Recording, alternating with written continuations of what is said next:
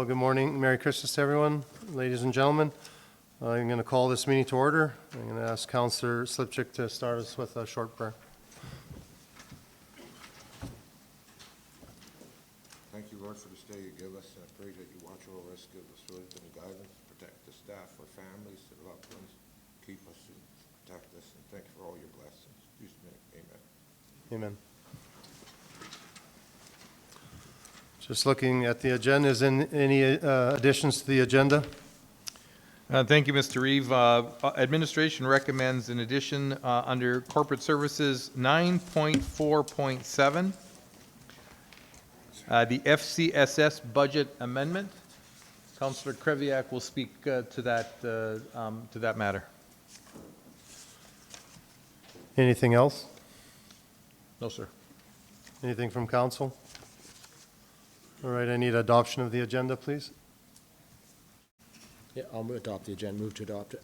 Okay, thank you, Councillor Crick, for moving on behalf of council that council approves the adoption of the agenda as presented. Any discussion? Seeing none, I'll call for the vote.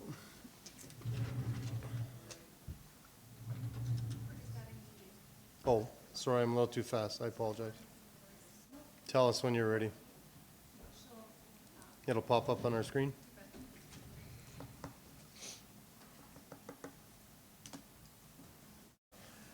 And Mr. Reeve, if I could also offer, we do have two delegations today, 10:30 a.m. the Bonnyville Regional Fire Authority and at 11 o'clock the Bonnyville Shooting Sports Association. I see Fire Chief Heaney is in the audience. In an effort to maybe expedite Mr. Heaney so he doesn't have to sit here and wait till 10:30, potentially the chair would be interested in having him do his delegation presentation first. Absolutely, we'll do that. Thank you.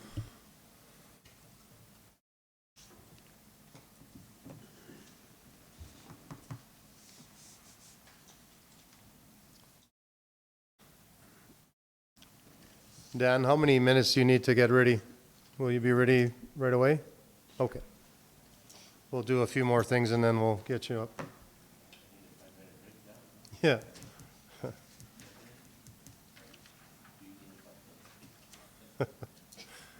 It's a bad joke.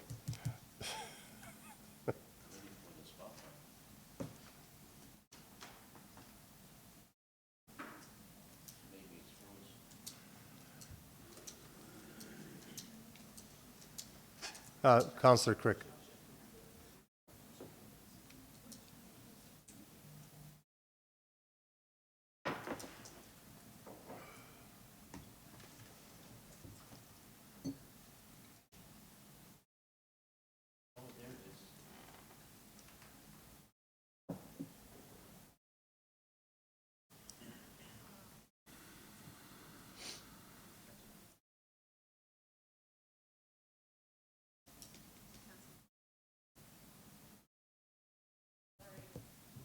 It's probably Darcy still in there, right?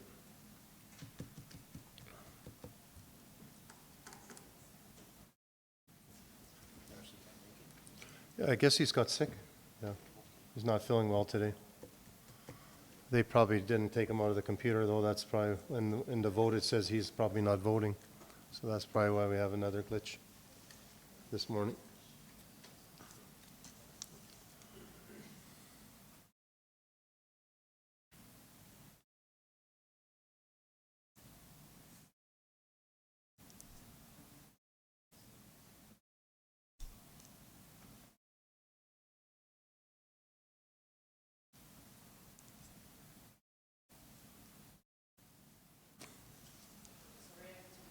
That's fine. Okay, we'll vote now.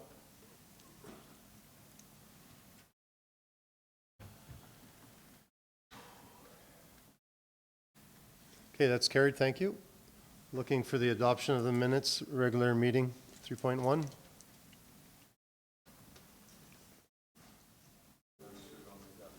Yeah, thank you, Councillor Swigert, for making a motion that council approves adoption of the minutes of November 23rd, 2022, regular meeting of council as presented. Any discussion on that? Seeing none, I'll call for the vote.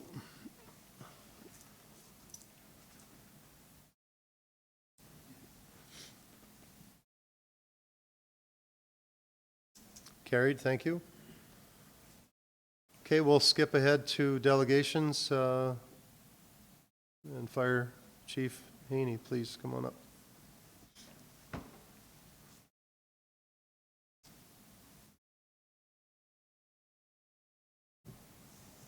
Good morning, Council. Morning.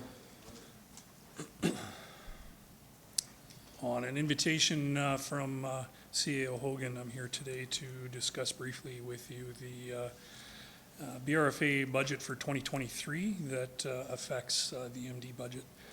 Keep in mind that the numbers that we're discussing today have not been presented to our board. They won't be presented to our board until board meeting tomorrow morning. The first line item that affects the MD budget would be the chargeback for fire services.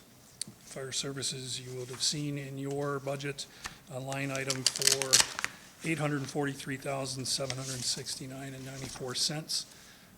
That includes a chargeback or a recovery of a little over $44,000 for the fit and finish on stations 7 and 8.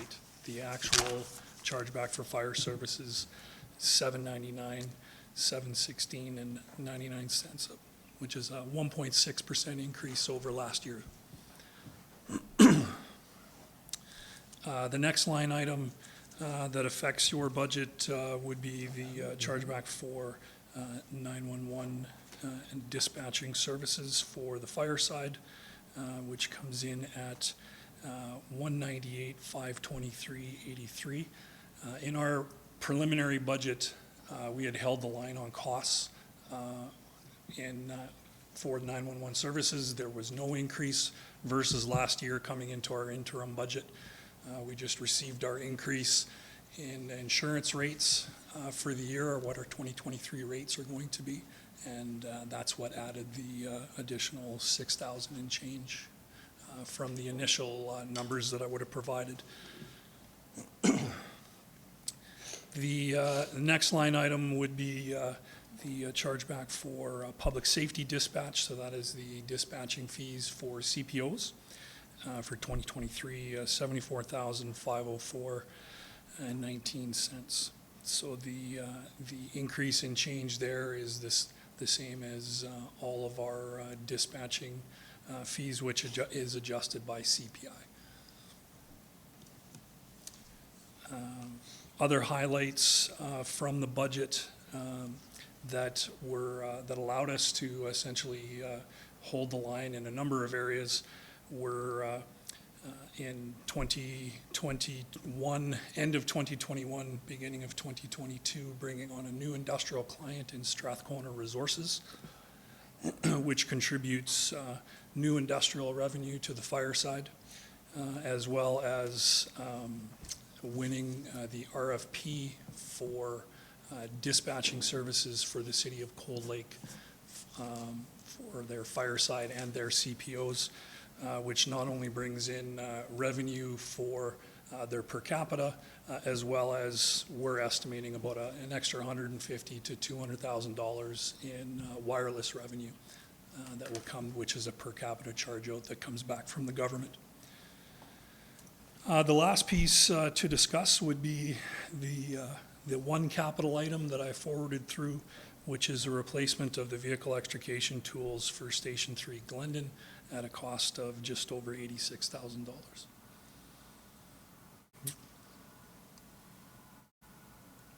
That is it for my presentation on the BRFA budget that directly affects the MD budget. Any questions? Did you want to? I'm just maybe an update on, I'm sure our council approved that Glendon Yeah, vehicle it's- extrication. I think it's equipment, already didn't it? Yeah, that was done, yeah. Did you Appreciate that. want to go? It's good? Okay. One quick question while you're here. What happens to the old vehicle extrication tools that are on the truck in Glendon? We would, going to depend on their condition. If they're in good enough condition, we'll look at refurbishing them and selling them on your behalf. Or they, If they're significantly better than what is currently used at the training grounds for training our firefighters, we may just swap those out and then take the older ones from the training grounds and sell them. Any other questions? Well, thank you, Chief, for coming in today and doing that presentation. Have a great day and Merry Christmas. Merry Christmas to you. Thank you, Council. Appreciate taking the time. All right, thank you. Thanks, Dan.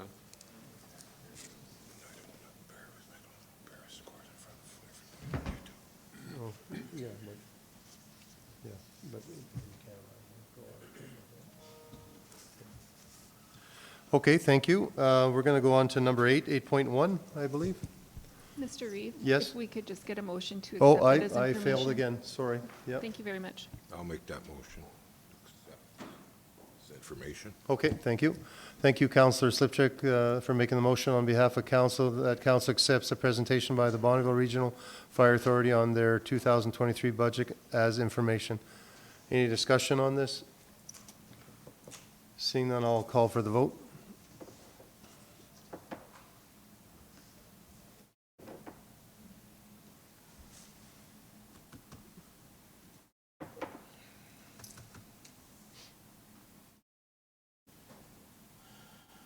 That's carried, thank you. Sorry about that, Stephanie. Now we're going to go to number 8.1, subdivision application. Good morning. Morning. This morning, I am presenting subdivision application 2022-S-014 on Northwest 34, 62 of the 4th meridian, west of the 4th meridian. The administration has received and is presenting application 2022-S-014 for council consideration, where the applicant is proposing to subdivide one 10-acre parcel from agricultural quarter section Northwest 3460-2 west of the 4th meridian, as shown on the map attached as Appendix A. Notification of the proposed subdivision was mailed to referral agencies and adjacent landowners with a deadline of November 13th, 2022, to submit concerns to be considered at the December 14th, 2022 council meeting. No concerns have been received regarding this application. The application does meet all conditions of the Municipal Government Act, subdivision and development regulations, the Lower Athabasca Regional Plan, Municipal Development Plan, and the Land Use Bylaw. Therefore, we recommend it be approved as per the following conditions: legal and physical access to proposed parcels and remnant. If registered as a plan of survey, a 17 strip of land along the west side to be registered as separate road plan. If registered as descriptive plan, the owner enter into a land acquisition agreement for dedication of a 17-foot strip along the west side to be registered by Caveat. A real property report, septic compliance with the Alberta Safety Codes and the Alberta Public Health Act, and taxes to be paid in full. Administration recommends that council approves subdivision application 2022-S-014 to subdivide one 10-acre parcel from agricultural quarter section Northwest 3460-2 west of the 4th meridian for Core Geomatics on behalf of Paul, Betty, Mark, and Lori Daviduck as per conditions presented. Thank you. Yeah, I'll move that we accept this and pass the subdivision. Okay, thank you, Councillor Crick, for making a motion on behalf of council that council approves subdivision application number 2022-S-014 to subdivide one 10-acre parcel from agricultural quarter section in Northwest 3462 west of the 4th M for Core Geomatics on behalf of Paul, Betty, Mark, and Lori Davidic as per the conditions presented. Any discussion on this? Seeing none, I'll call for the vote.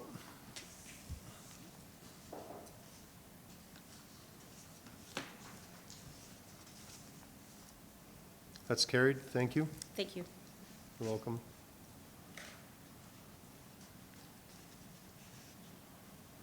I guess we're going on to 9.2.1.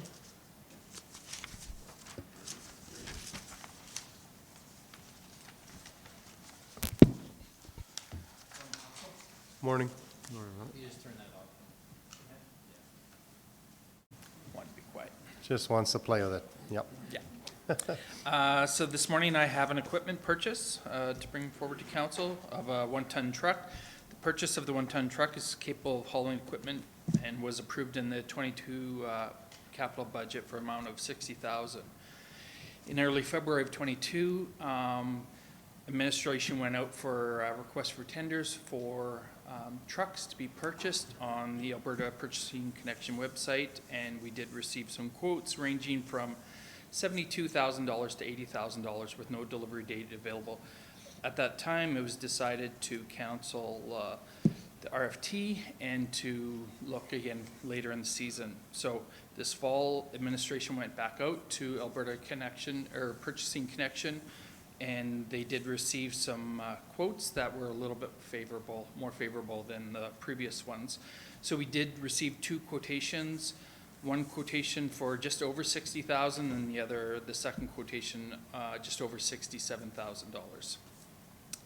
So administration's recommendation is that council approves the unbudgeted expenditure of $775 towards the purchase of the one-ton truck to be funded from the equipment replacement reserve, and furthermore approves the purchase of a one-ton truck from Tercey Motors in the amount of $60,775 to be funded through the 2022 capital budget. Thank you. Just looking for a motion. Yeah, I guess I'll make a motion to pass that. Okay, Councillor Slipchuk, let's put. Moved by Councillor Slipchuk on behalf of council, the council approves the unbudgeted expenditure in the amount of $775 towards the purchase of a one-ton truck to be funded from the equipment replacement reserve, and furthermore approves the purchase of a one-ton truck from Tercey Motors Limited in the amount of $60,775 to be funded from the 2022 capital budget. Any discussion on this? Seeing none, I'll call for the vote.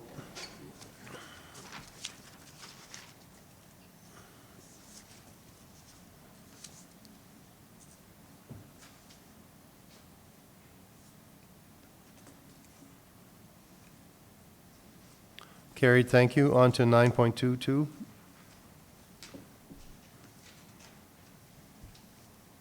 Okay, thank you, council.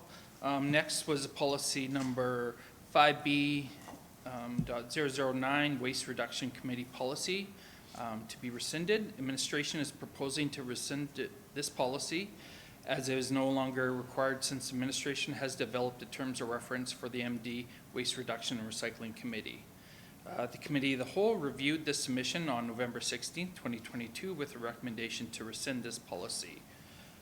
So administration's recommendation is that council rescinds policy number 5B.009, Waste Reduction Committee Policy, as is no longer required. Thank you. Looking for a motion? Yeah, Mr. Reeve, I'll make that motion to rescind that policy. Okay, thank you, Councillor Swager, for making that motion on behalf of council. That council rescinds policy number 5B.009, Waste Reduction Committee Policy, as it's no longer required. Any discussion on this motion? Seeing none, I'll call for the vote.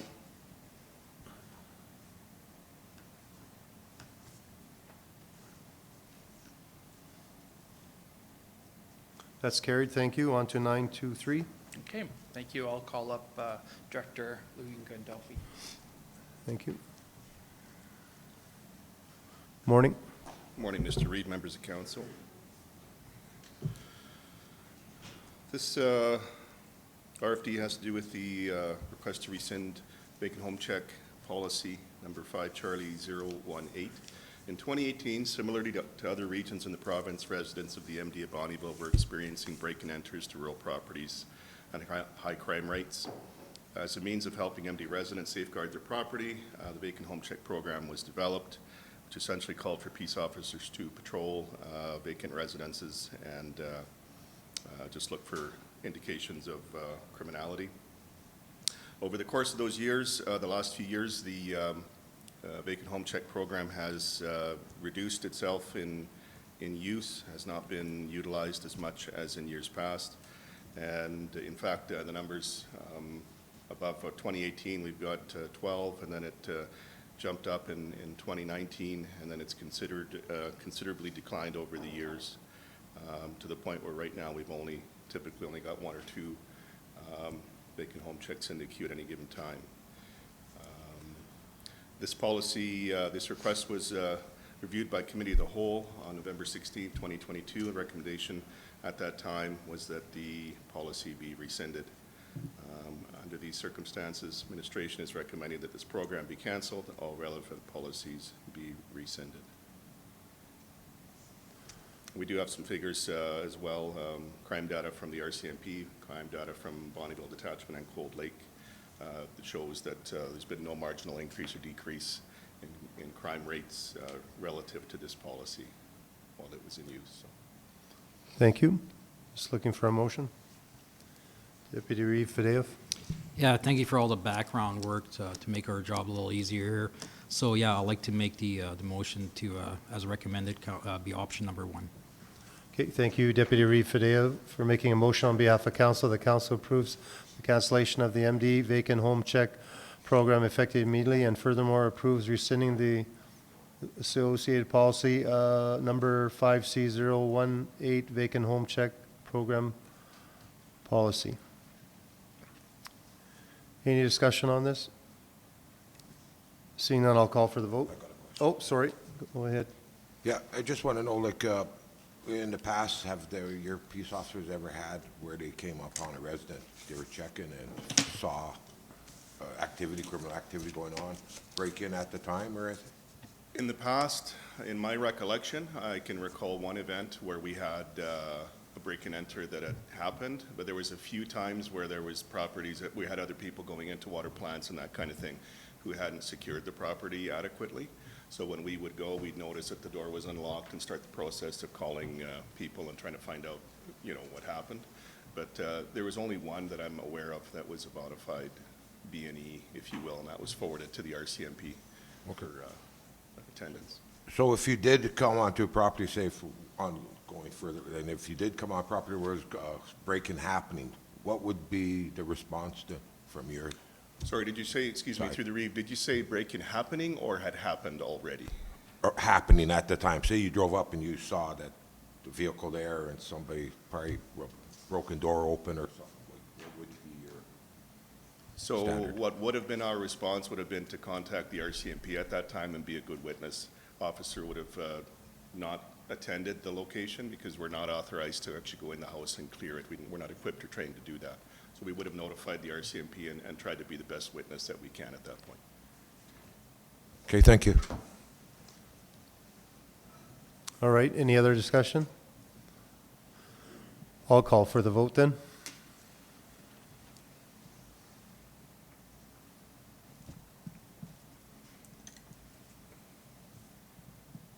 That's carried.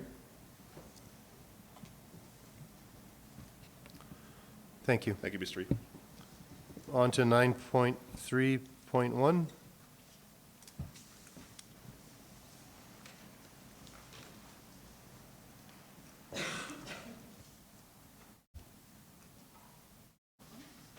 Now it is. Okay, good. Morning. Good morning. I have a few roadway licensing bylaws for you this morning. The first one I have is bylaw number 1810, which is a roadway license for second and third reading. Administration is seeking approval for roadway license bylaw number 1810, authorizing the MD of Bonnyville to enter into an agreement to license the road allowance west of the southwest of 19, 65 of 1, west of the 4th meridian, in accordance with policy 3A.018. The applicant has applied to license the road allowance in order to enter into an encroachment agreement with the municipality for the continued use of an existing cabin built in 1935, as shown on Appendix B. A public hearing was held on November 23rd, 2022. Administration is recommending that council give second reading to bylaw number 1810, and furthermore, if carried, proceed to third reading. Thank you. Looking for motion. Yeah, Okay, thank you, Councillor Swager, for making a motion on behalf of council that bylaw number 1810, being a bylaw of the municipal district of Bonnyville number 87, roadway license be given second reading. Any discussion on this? Seeing none, I'll call for the vote.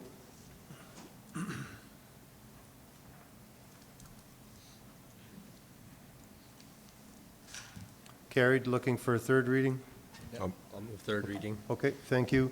Councillor Crick for making a motion on behalf of council that bylaw number 1810 be given third reading. Any discussion? Seeing none, I'll call for the vote.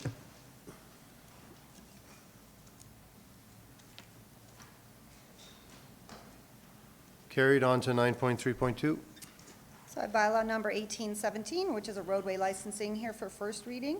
Administration is seeking approval for roadway license bylaw number 1813 for the MD to enter into agreement to license the road allowance east of the northeast of 1662 of 1 in accordance with policy 3A.018. Bylaw number 1817 is a renewal of an existing road allowance bylaw number 1720, and our records show that the applicants have been leasing this road allowance since 2013. The applicants have applied to license this road allowance to be used for pasture and livestock grazing. A copy of the application was provided to Infrastructure Services and Agriculture Services for review and recommendation, and there were no concerns. So we are recommending that council give first reading to bylaw number 1817, and furthermore, that council set the date of the public hearing for January 24th, 2023 at 10:05 a.m. Thank you. Looking for a motion? I'll make a motion at option one. Okay, thank you, Councillor Slipchuk, for making a motion on behalf of council that bylaw number 1817 being a bylaw of the municipal district of Bonneville, number 87, roadway license be given first reading. Any discussion? Seeing none, I'll call for the vote.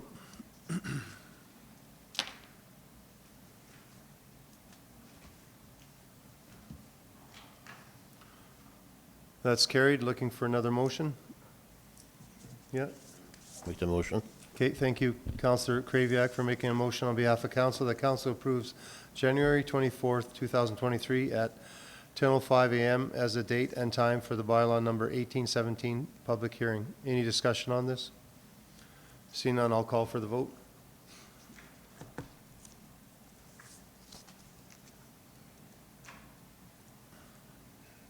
That's carried. Thank you. On to 9.3.3. So bylaw number 1818 is a roadway license for first reading.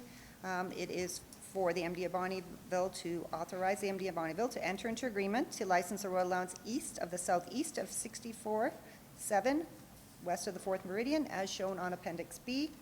This is a renewal of an existing road allowance bylaw lease number 1729, which our records show the applicants have been leasing since 2014. The applicants have applied to license the road allowance to be used for accessing two existing well sites. So administration is recommending that council give first reading, and furthermore is recommended that council set the public hearing date for January 24th, 2023 at 10:10 a.m. Thank you. Yeah. I'll make the motion for first hearing. Okay, First reading. Thank you. Thank you, Deputy Reeve Fideev, for making a motion on behalf of council. The council, sorry, I went blank on me here, that bylaw number 1818 being a bylaw of the municipal district of Bonneville, number 87, roadways license be given first reading. Any discussion? Seeing none, I'll call for the vote.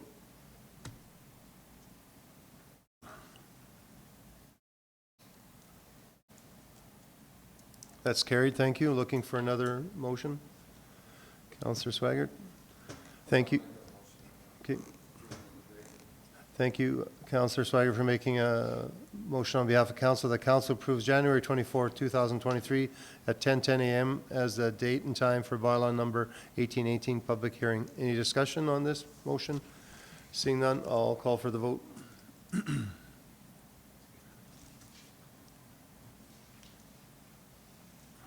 That's carried. Thank you. On to 9.3.4.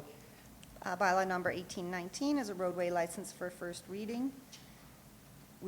Administration is seeking approval to authorize the MD of Bonneville to enter into agreement to license the road allowance west of the northwest of 106104, as shown on the map on Appendix B. Bylaw 1819 is a renewal of an existing road allowance lease numbered 1723, which our records show the applicants have been leasing this road allowance since 2013. The applicants have applied to license this road allowance to be used for accessing an existing well site. So administration is recommending council give first reading, And furthermore, that council set the public hearing date for January 24th, 2023 at 10:15 a.m. Thank you. Looking for a motion? Councillor Crick, thank you for making a motion on behalf of council that bylaw number 1819, being a bylaw of the municipal district of Bonneville, number 87, roadway licensing, be given first reading. Any discussion on this motion? Seeing none, I'll call for the vote.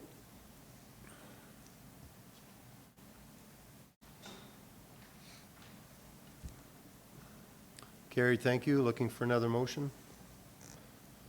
Yep, Deputy Reeve-Fideo. I'll make the motion. Okay, thank you, Deputy Reeve-Fideo, for making a motion on behalf of council. The council approves January 24th, 2023 at 10:15 a.m. as the date and time for bylaw number 1819 public hearing. Any discussion on this? Seeing none, I'll call for the vote.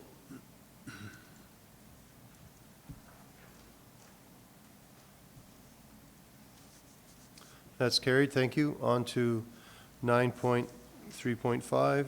So bylaw number 1820 is to enter an agreement to license the road allowance east of the east half of 1064 of 7, as shown on the map on Appendix B. Bylaw number 1820 is a renewal of an existing road allowance lease, 1727, which our records show the applicants have been leasing since 2014. The applicants have applied to license this road allowance to be used for accessing 2 existing well sites. Administration is recommending that council give first reading, and furthermore, that they set the public hearing date for January 24th, 2023 at 10:20 a.m. Thank you. Just looking for a motion.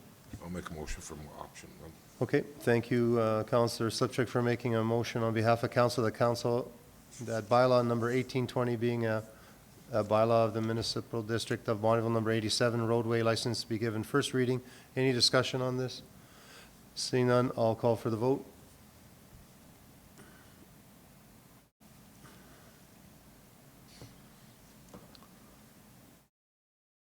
That's carried. Thank you. Looking for another motion? Yep. Thank you, Councillor Crick, for making a motion on behalf of council that council approves January 24, 2023 at 10:20 a.m. as the date and time for the bylaw number 1820 public hearing. Any discussion on this motion? Seeing none, I'll call for the vote.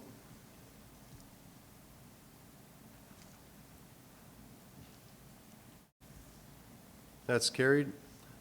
Thank you. On to 9.3.6. So bylaw number 1821 is a roadway licensing first reading to enter into agreement to license the road allowance east of the northeast of 2461 of 8, as shown on the map on Appendix B. Bylaw number 1821 is a renewal of an existing road allowance lease, 1738, which our records show the applicants have been leasing since 2013. The applicants have applied to license the road allowance to be used for cattle grazing and temporary bale placement. Administration is recommending council give first reading, and as well that council set the public hearing date for January 24th, 2023 at 10:25 a.m. Thank you. Make the motion for option 1. Okay, thank you. Councillor Kraviak makes a motion on behalf of council that bylaw number 1821 being a bylaw of the municipal district of Bonneville, number 87, roadways license be given first reading. Any discussion on this? Seeing none, I'll call for the vote.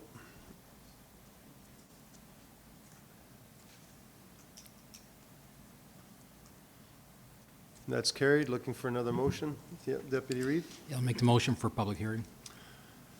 Thank you, Deputy Reeve-Fideo, for making a motion on behalf of council that council approves January 24th, 2023 at 10:25 a.m. as the date and time for bylaw number 1821 public hearing.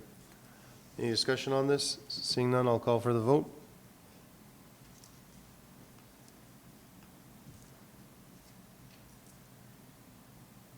That's carried. Thank you. On to 9.3.7. So bylaw number 1822 is a roadway licensing for first reading.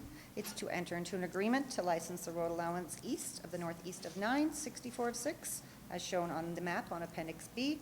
Bylaw number 1822 is a renewal of an existing road allowance lease bylaw, 1726, and our records show the applicants have been leasing this road allowance since 2014. The applicants have applied to license this road allowance to be used for grazing purposes and also to deter public trespassing and mischief. Administration is recommending that council give first reading, and as well that council set the public hearing date for January 24th, 2023 at 10:30 a.m. Thank you. Looking for a... I'll make that motion. Okay, thank you. Thank you, Councillor Slipchuk, for making a motion on behalf of council that bylaw number 1822, being a bylaw of the municipal district of Bonneville, number 87, roadway license be given first reading. Any discussion on this? Seeing none, I'll call for the vote.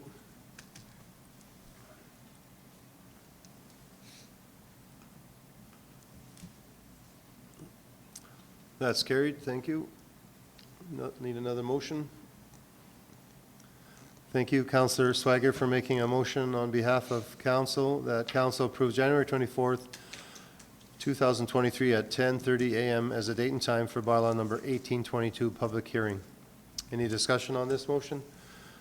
Seeing none, I'll call for the vote.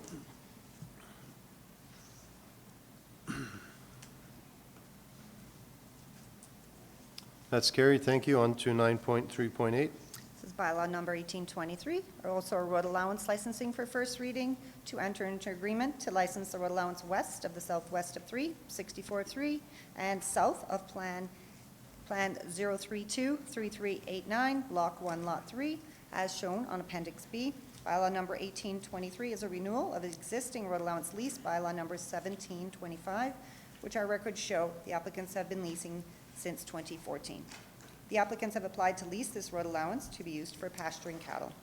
Administration is recommending council give first reading, and as well that council sets the public hearing for January 24th, 2023 at 10:35 a.m.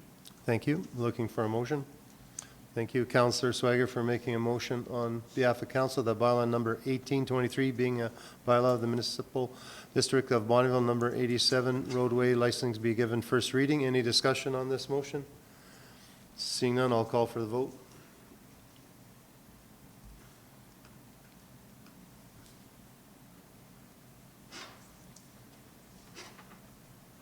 That's carried. Thank you. Looking for another motion?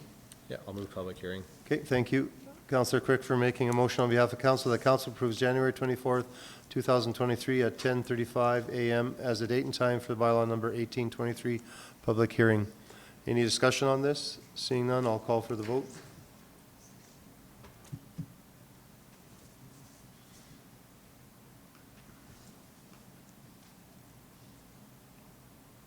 That's carried. On to 9.3.9.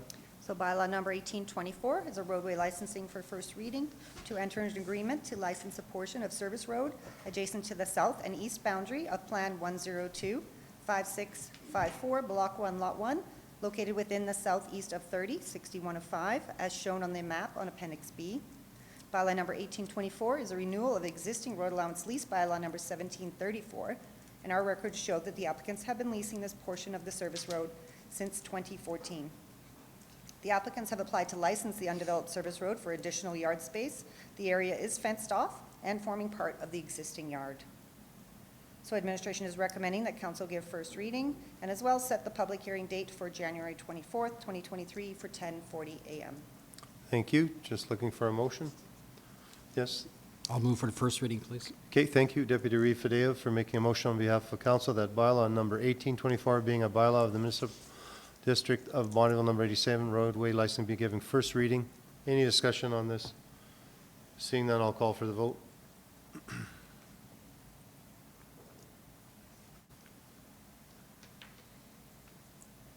That's carried. Looking for another motion. Okay, I'll move the public hearing on that one too. Okay, thank you, Councillor Crick, for making a motion on behalf of council that council approves January 24th, 2023 at 10:40 a.m. as the date and time for bylaw number 1824 public hearing. Any discussion on this motion? Seeing none, I'll call for the vote.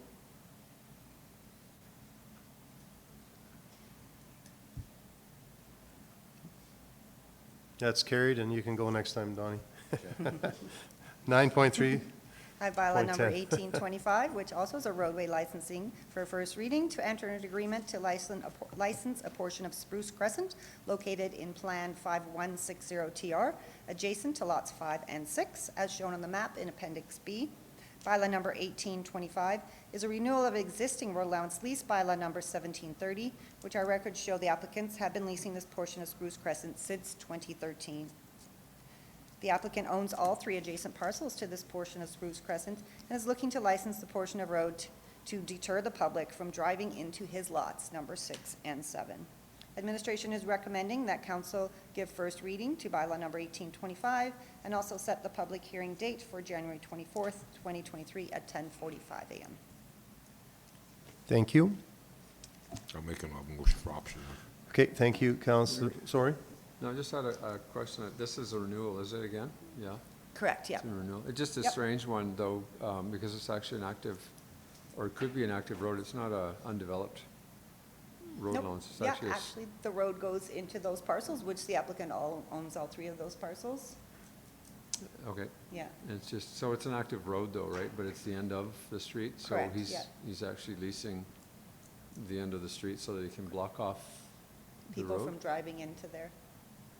Interesting. Okay. All right, thank you. Counselor Slipchuk, I believe, made a motion that, on behalf of council, that bylaw number 1825 being a bylaw of the municipal district of Bonneville, number 87 roadway and licensing be given first reading. Any discussion on this? Seeing none, I'll call for the vote.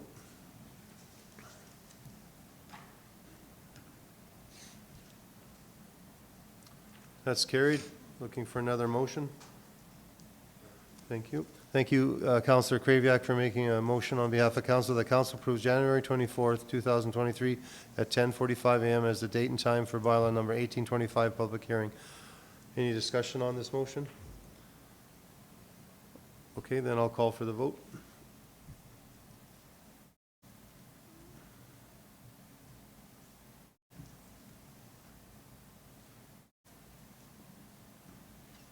That's carried. On to 9.3.11.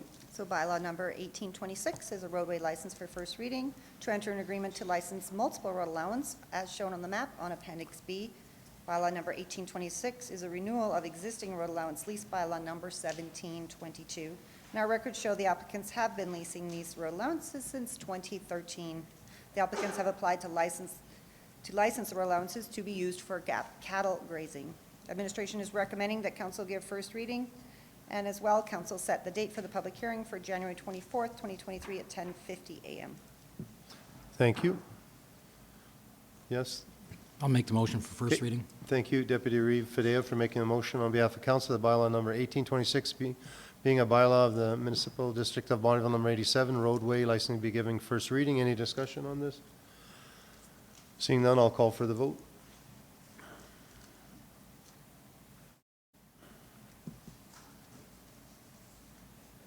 That's carried.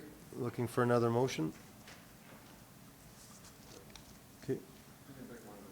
Okay, Councillor Kraviak. Thank you, Councillor Kraviak, for making a motion on behalf of council that council approves January 24, 2023 at 10:50 a.m. as the date and time for bylaw number 1826 public hearing. Any discussion on this motion? Seeing none, I'll call for the vote.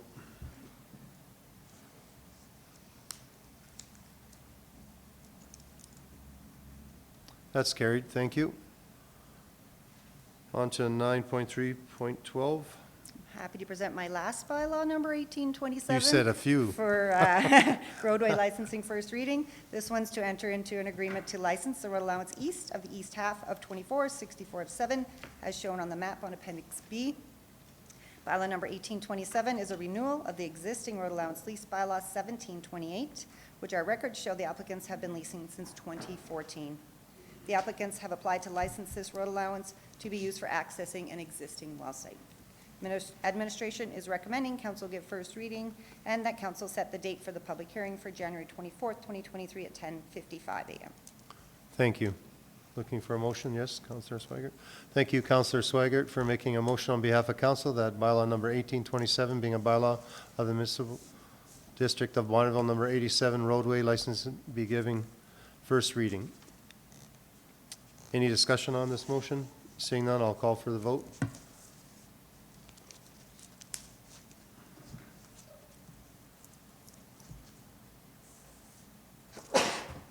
That's carried. Thank you. Looking for another motion?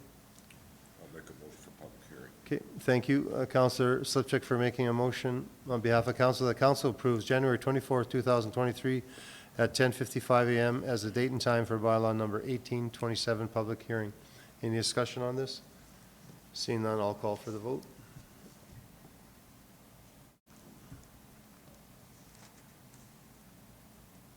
That's carried. On to 9.3.13. Thank you very much. You're welcome. Great job.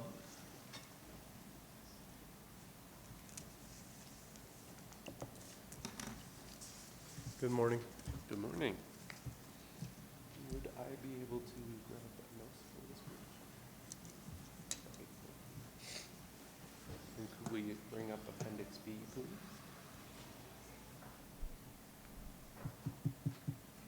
Sorry. Perfect, thank you. All right, so thank you, Reeve and Council, for this opportunity to talk. Today, we are looking at the bylaw number LU 574, or the proposed update to the land use bylaw to facilitate the beekeeping use within the MD of Bonnyville for second and third reading. So if you forgive me for one moment while I just scroll down to the proper section. I gotta grab a water.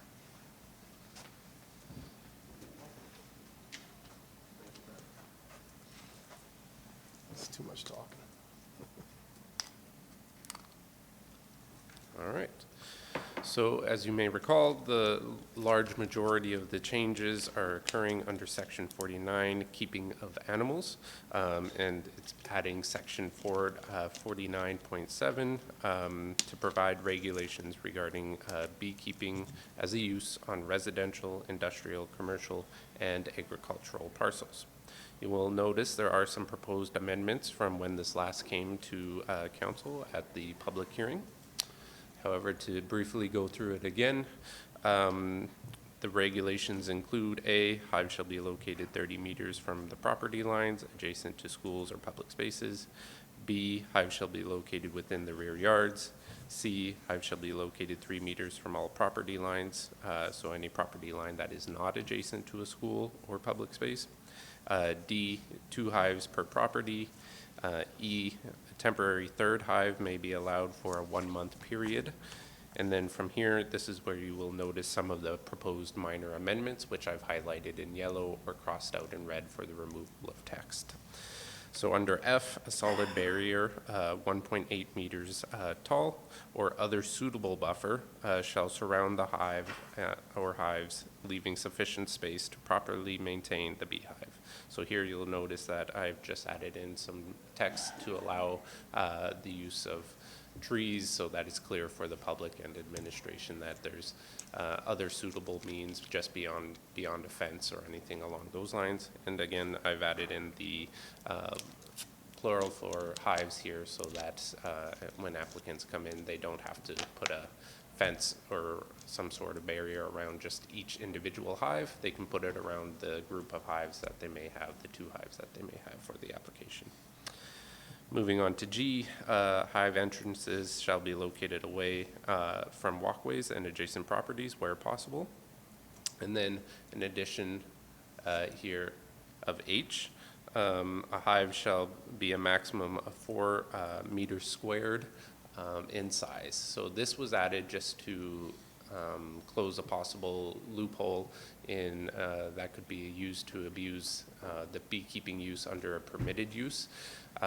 So if an applicant were to come in with an application for 2 hives and they just put very, very large boxes essentially onto their property, with the way it was worded, we didn't have any way of denying that if they came while it was under a permitted use. So with this, it is more than enough to cover the average size of a beehive, but it does limit applicants from coming in and abusing the flexibility of the permitted use.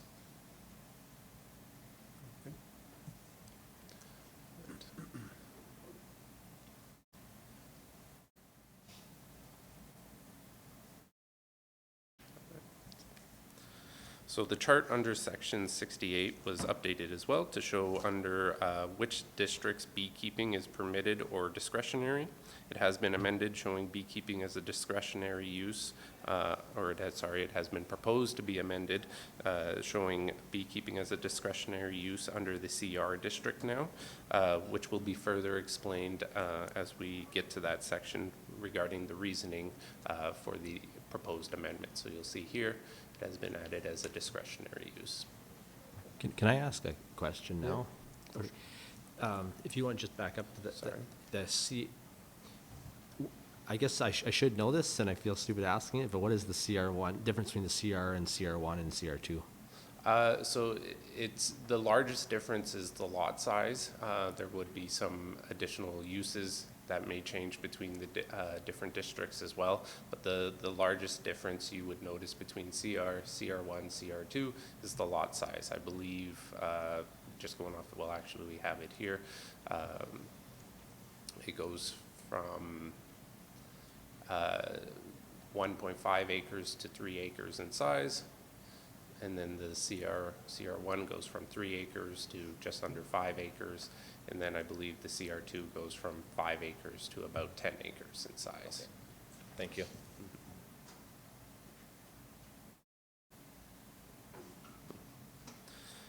So the beekeeping use will be allowed under the agricultural district as both permitted and discretionary, determined by the size of the lot, as you may notice here. So greater than or equal to 10 acres, and then less than 10 acres for discretionary use and permitted uses. There have been no amendments or changes from last presentation regarding that.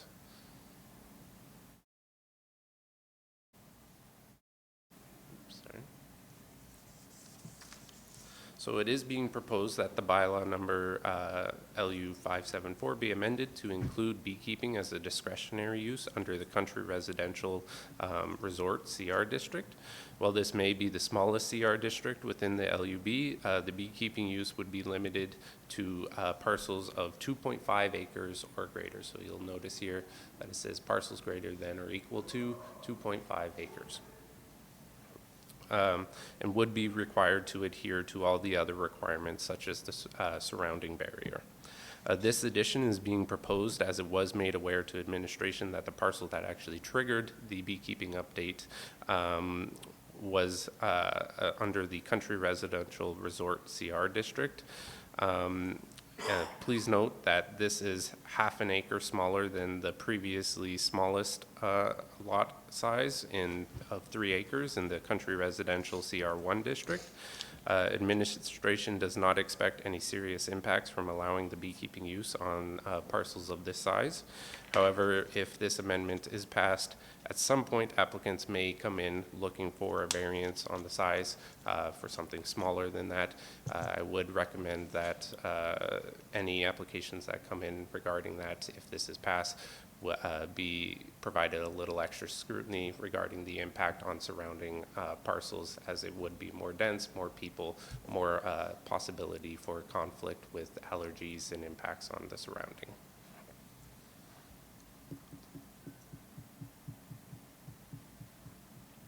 So moving on here to the Country Residential CR1 district, it's noted as a discretionary use. There are no amendments or changes from how it was presented previously. Similar to the CR2 district, it is a discretionary use with no amendments or changes.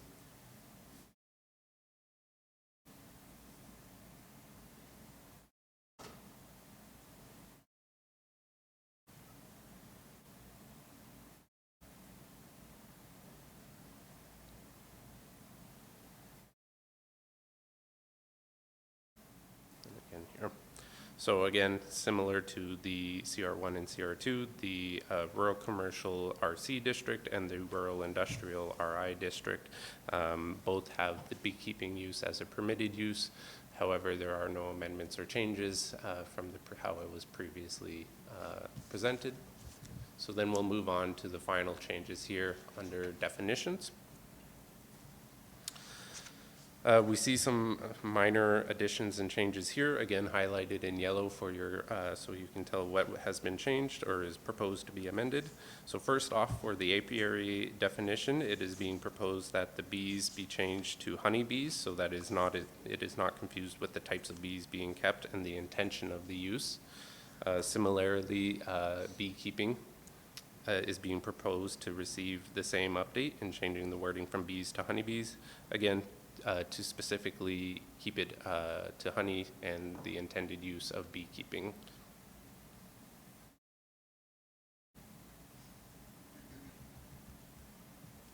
And finally, there are no proposed amendments to the hive definition, so that remains the same as it was previously presented, and no proposed amendments to intensive agricultural and the removal of beekeeping. And with that, that is all the changes and proposed amendments. I would like to note that no additional comments have been received since the public hearing. I did circulate out to attendees and to anyone who had submitted a response previously, and no comments have been received at this time from any of those referrals. And with that, I would like to thank you for your time and would be happy to answer any questions if you have any. Thank you. Yeah, Deputy Reeve Fidel. Yeah, thank you for that, and thank you for taking the comments from the last open house that we had. So just a couple comments in regards to the certification that people were asking for, as far as if you have a hive, to train the person with the hive to have some sort of, I guess, basic information and basic knowledge on how to take care of that. And my second comment would be probably to CEO in regards to an information blitz out there, because people seem to be quite misinformed as to what this pertains to. They think it's we are changing policies against beekeeping, and this is a positive thing, not a negative thing. So I would like to see our media team come out there with some good information in regards to the proposed changes that you've made, which are great. Thank you. Thank you for your job. Yes, Councillor Crick. So he's going to answer my question first in regards to the... Yes. So just to touch on the first question there regarding the training and education of applicants as they come in, that is something that we don't typically do, and it's something that the MD that we believe wouldn't want to get into, as if the applicant comes in, it's difficult for us to put on a kind of criteria that they have to meet, and if they are coming in and applying, it should be on the applicant and their own onus to have their own responsibilities and training in order, so that when they go out and if they are approved for the beekeeping use, that they are able to maintain and protect their hives as well. And that shouldn't be something that the MD is regulating. If they're beekeeping, if they don't have those skills, it's something that they can learn on their own time. And additionally, there is the requirements under the province through the Bee Act that they be licensed, and that typically provides a little bit of understanding for applicants as they come in, as well as education. But it's something that the MD doesn't do for other uses, other situations like that. And so the province has their fingers in it already, and they are providing some guidelines to it. So perfect. Thank you. Appreciate that. Mm-hmm. Yeah, sorry, gentlemen. Go ahead. Okay. So you said you'd reached out to the people that were here at the public hearing and raised concerns? Yes, Yeah. so I had, a number of them had asked to be emailed regarding the changes, and so prior to, once I had the changes kind of finalized on administration side, I had sent them an email in response to those requests, so that they could see the changes, and ask that if they had any comments or feedback or any additional changes that they might propose, that they would send them in, and nothing had been received back. Perfect. Thank you so much for doing that. And yeah, thanks for all the work you put into this. And with that, I'll move second reading. Okay, thank you, Councillor Crick, for making a motion on behalf of council that bylaw number LU 574 being a bylaw of the municipal district of Bonneville number 87 to regulate use and development of lands be given second reading as amended. Any discussion? Seeing none, I'll call for the vote.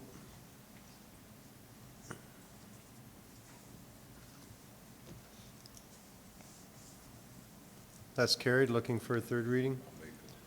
Thank you, Councillor Slipchik, for making a motion on behalf of council that bylaw number LU 574 be given third reading. Any discussion on this?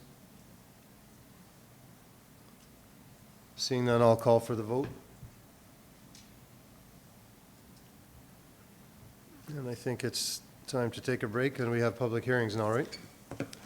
That was carried, thank you. Great job, too. Let's take a break. What? Okay, welcome back. We're going into public hearing 4.1.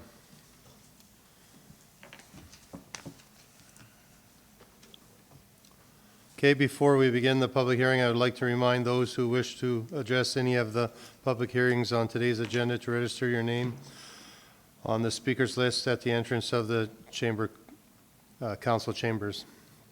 I would also like to outline the process to be followed for this public hearing. We will begin with a staff report and presentation from administration, followed by the questions from administration from council. We will then call upon members of the public who wish to speak in support of the application, followed by those who wish to speak in opposition of the application.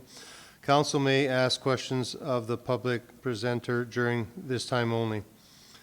Then the applicant will then be provided with opportunity to rebut anything that they have heard or read in opposition of their application, followed by questions of the applicant from council only on the information provided during the rebuttal.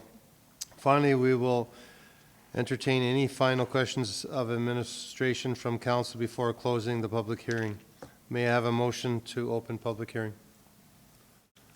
Thank you, Deputy Reeve Fideo, for making that motion to go into public hearing. Any discussion on this? Seeing none, I'll call for the vote.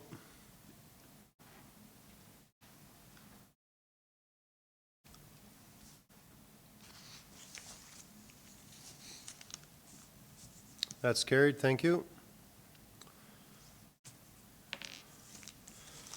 Hey, go ahead.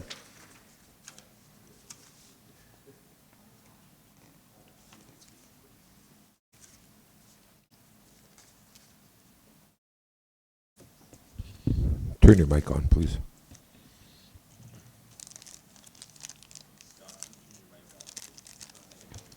Sorry about that. All right, so thank you, council. So today we are holding the public hearing for the Aurora Borealis Estates Area Structure Plan, or bylaw number 1811, which will repeal the current Aurora Borealis Estates ASP, or bylaw number 1386, and readopt the Aurora Borealis Estates ASP with some minor textual amendments. These changes are to support the eventual subdivision of municipal land within the Bonnyville Airport area, which is just south of the Aurora Borealis Estates ASP, and to allow the use of municipal reserve to provide access and movement of planes and necessary vehicles from the ASP area to the Bonnyville Airport. So to begin with, the changes, we start on section 4.2 here. Where you will see that this text has been removed, which limits the ability for access to the runway. This is being removed so that the municipal reserve, also referred to as the taxiway within the ASP, may be used by planes and other necessary vehicles to access the runway.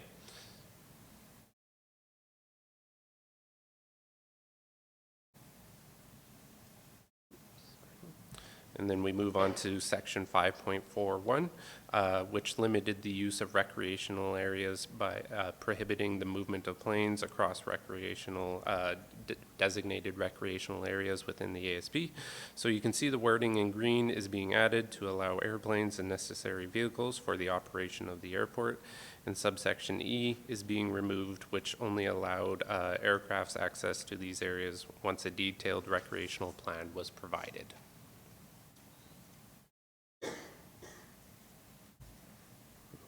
Moving to 5.5 under subsection A, we could see that municipal reserve was to be used for linear parks and pathways, and were designated as recreational areas as well. This wording was changed to allow for roads to be placed on the municipal reserve, for access to those roads to be Yeah, sorry, for access to those roads to be limited to airplanes and vehicles necessary to the operation and maintenance of the Bonnyville Airport as well. That was added.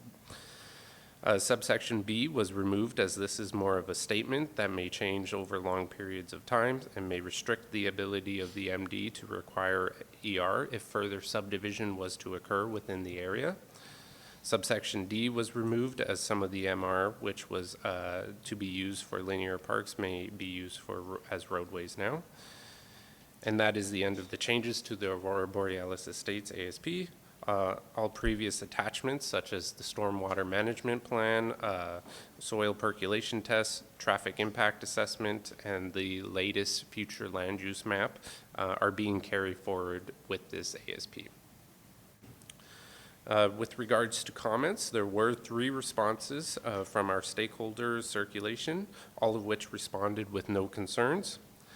Additionally, there were some phone calls from landowners, 4 in total, from landowners located within the ASP area regarding what the changes were and how they were impacted by these updates. These impacts are relatively minor and should have little to no impact to the use of existing land or future development within the ASP area.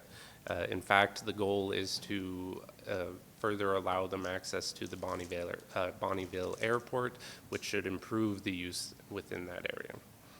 There were some concerns regarding the fact that the future land use concept map, which is being carried forward, there has been no changes to that, shows that there is residential within the northern portion of the ASP area.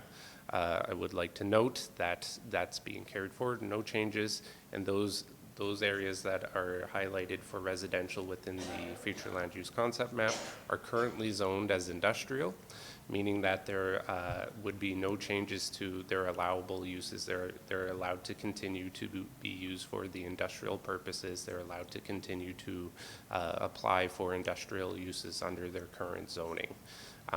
There may be plans in the future for a more complete overhaul of the Aurora Borealis Estates ASP, and at that point we may have that addressed where it would better reflect the industrial use for the entire quarter section there. However, it was not included in this update as that was it was just for the textual amendments to allow access to the Bonnyville Airport.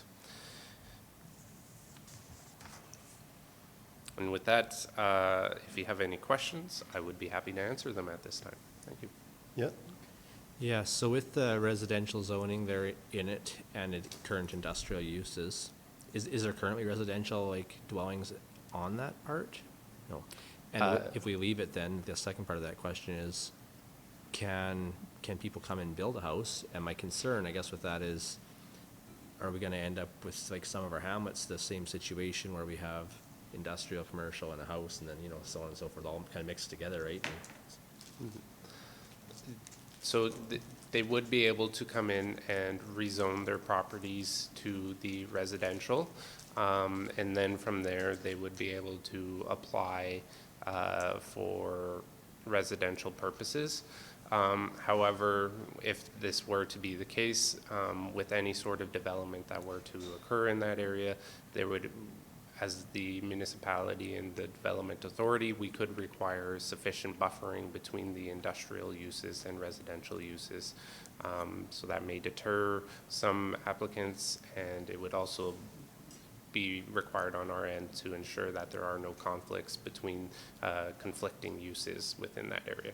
However, most of the residents, the landowners within that area who called with concerns regarding this were from the industrial landowners to the north, noting the residential designation on the future land use map, and they were concerned that they were being rezoned to residential and they wanted to stay as industrial. So most of the landowners there have the intention of maintaining the industrial use, and there is no current residential development within that area. So then the other question is, should we be passing this as having that residential zoning in there, or should we zone it all as commercial or industrial? That is a change that can be made. However, like I mentioned, this is the future land use concept map that is attached to this ASP is the current one that is active at this moment under the Aurora Borealis Estates ASP. So there is no change being made to it or proposed at this time.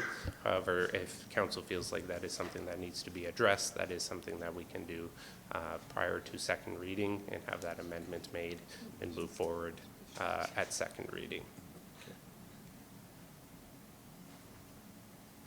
Yeah, go ahead. Steve, I had, well, I mean, similar, I guess, concerns also, but just, I don't quite understand, like 2006 was when the public kind of consultation took place and the open houses and that sort of thing. And so it seems to me that that's, like, I mean, that's a long time ago. Would they not have to go through that process again now that they want to go through with this? Give me some background on this, I guess I'm asking. Is there anything there now? Do these people actually have they done anything? Or I would suggest not, I guess. I'm sorry, I'm not quite sure I understand the question. Are you referring to the area to the north of? No, unless I'm misreading this, they had an area structure plan they applied for. It went to public consultation in 2006, and that's what we're looking at. Like, I'm looking at drawings and diagrams from 2006, really hard to read, because, yes, I mean, they're just that old, and somebody's transcribed them into this, but, so I'm having issues with it. So if you have a public consultation in 2006, which you have to do for an area structure plan, like, why, nothing happened from 2006 till now, so now are they applying again for this development? No, so this is the intention behind this update to the Aurora Borealis Estates ASP is actually driven from the MD side. This is coming from the MD in order to allow access to the Bonnyville Airport. There's no actual changes in terms of the development that is going to be occurring. There's no actual changes to the regulations on the landowners within there. It's more so to provide the MD the ability to put roadways into the municipal reserve, so into land that's under the control of the MD, and then that would allow us to provide access from there into the Bonnyville Airport. So there's no real changes to the restrictions or uses allowed to the landowners under this ASP. And in terms of consultation, the only requirement for the adoption of an ASP would be the hosting of a public hearing, which is what we are currently addressing at this moment. I did circulate out to landowners within the area as well, and that's where those phone calls kind of came from. There were no written submissions from any landowners, only verbal phone calls at this time. So do you have, like, can you show us better views of the MR and that, like, to me, a municipal reserve, and it's not just to me, a municipal reserve, we know what it's for recreation and parks. And so can you show me on here where the MRs are? Do you have a map of that or an aerial? Yep, sorry, could we bring up figure C here? Yeah, Or I don't know. Appendix C, sorry. Where are you heading with this? Well, just like the municipal reserve is a municipal reserve. There's regulations for it. It's for recreation and parks. Yeah, we also went through this with committee on a whole, and we're talking about aligning the entryway and also expanding our lots and them having proper drainage, and that would impede on the MR part, so which is municipal reserve. This is a lot different. This is driven on a commercial land. This is not a residential MR, and this is for the need for the development of the of the MD airport, right? And to Well, I get that, but And Mr. Reeve, I would remind council that this is public hearing. Yeah, this is not currently a debate. This is a Yep. public hearing. yeah, okay. I guess council's trying to understand this, and we'll ask questions later. Just to help with identification, municipal reserve for these areas are located here, and it kind of comes along here. I know this map is sideways, I do apologize for that. Also along here, kind of behind and around the parcels, and in here. And then this would be the main roadways here, and around here. So the intention is to allow for roadways or for roads to be placed within the MR so that there can be access from here and into the Bonnyville Airport from there. Additionally, I would also like to note that just based on the comments, municipal reserve is not strictly limited to parks and recreational use. Under the MGA, there are certain uses such as roads that can be placed on municipal reserve. So that is allowed to facilitate these changes in the access to the Bonnyville Airport. You can show me that later. Yeah, thanks. And so where's the, just for clarification, where's the airport and where are the runways? So it doesn't show it here, but the airport is located just to the south of the ASP area. You have a number of, a few buildings located somewhere along here, and then the runway would just be a little bit further to the south of that. Yeah, north is to the right. Anyway, any other comments or questions? All right, thank you. Also, like he mentioned, we have no written submissions were submitted to the public for bylaw number 1811. We have to, Steph, we have to go through the whole thing even if no one's here, correct? Should, yeah. Okay, I'm looking for the presenters in support. If there's anyone, you'll have 5 to 10 minutes, 5 for individuals and 10 minutes for groups. I'm going to call for 3 times if we have any speakers. So is there anyone here wishing to speak for bylaw number 1811? Secondly, is there anyone wishing to speak for bylaw number 1811? And third and final, is there anyone here wishing to speak in support of bylaw number 1811? Okay, seeing no one, the presenters in opposition, you'll have 5 minutes for individuals, 10 minutes for groups. I'll ask if there's anyone here in opposition of bylaw number 1811. Again, I'll ask if there's anyone here in opposition for bylaw number 1811. And third and final time, I'll ask if there's anyone here wishing to speak in opposition of 1811. Seeing none, I need someone to make a motion to close the hearing. Yep, Councillor, thank you, Councillor Crick, for making a motion that public hearing be closed at 10:27 a.m. Any discussion on this? Seeing none, I'll call for the vote.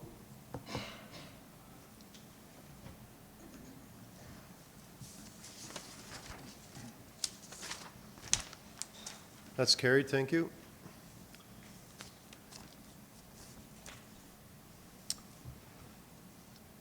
Okay, before we begin this public hearing, I'd like to remind those who wish to address any of the public hearings today on this agenda to register your name on the speakers list at the entrance of council chambers.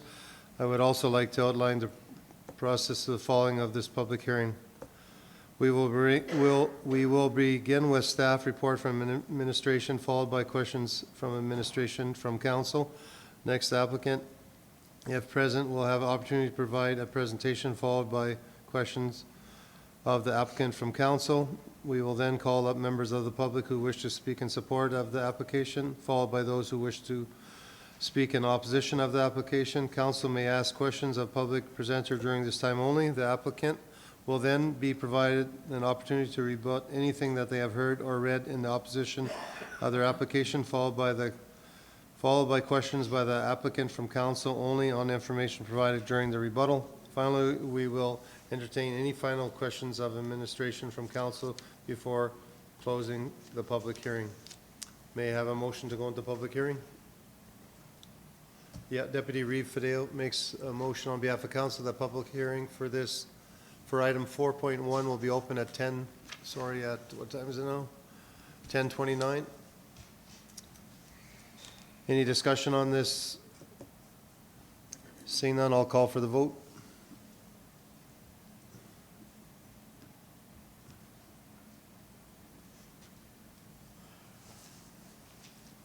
Carried. Thank you.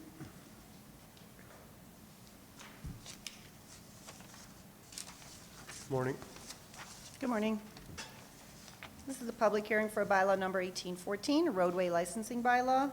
We would authorize the MD of Bonnyville to enter an agreement to license the road allowance east of the southeast of 20, 61 of 6, and south of Railway Plan 1210EO in accordance with policy 3A.018, as shown on the map in Appendix A. Bylaw number 1814 is a renewal of an existing road allowance lease bylaw number 1719. Our records show the applicants have been leasing this road allowance since 2005. The applicants have applied for the license to license the road allowance, as there is no public access to this road allowance. As well, the east parcel accesses through the west parcel by way of an easement agreement with the driveway crossing the road allowance. Council did give first reading to bylaw number 1814 on November 23rd, 2022. We have received no written submissions regarding this license. Thank you. Any questions? Okay, seeing none.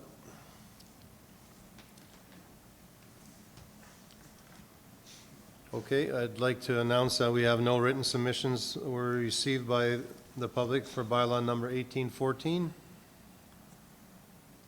Is there anyone here in support of 1814?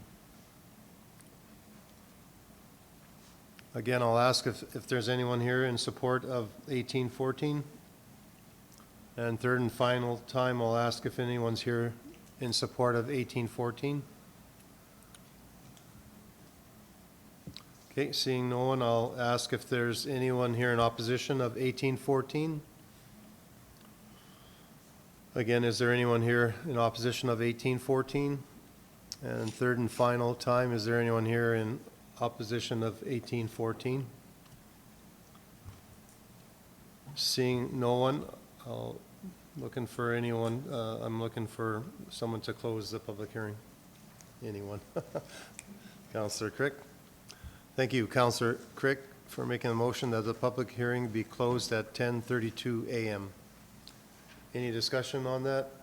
Seeing none, I'll call for the vote.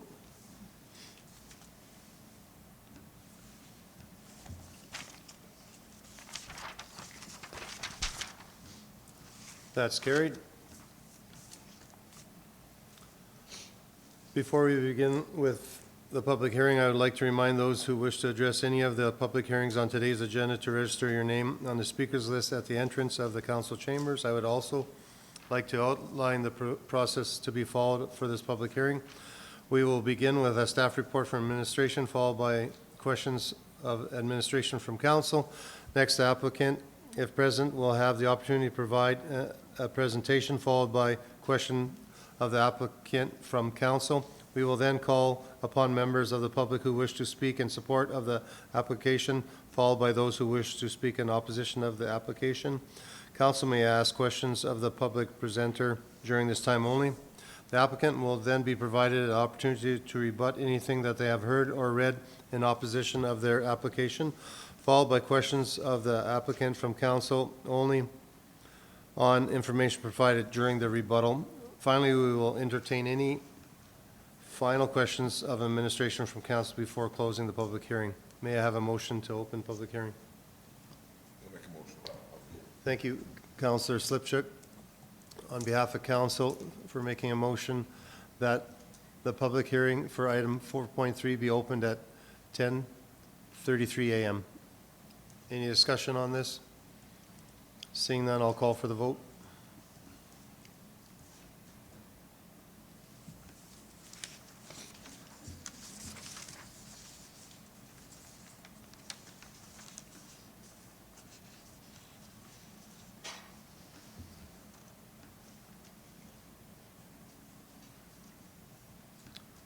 Someone probably needs to vote yet.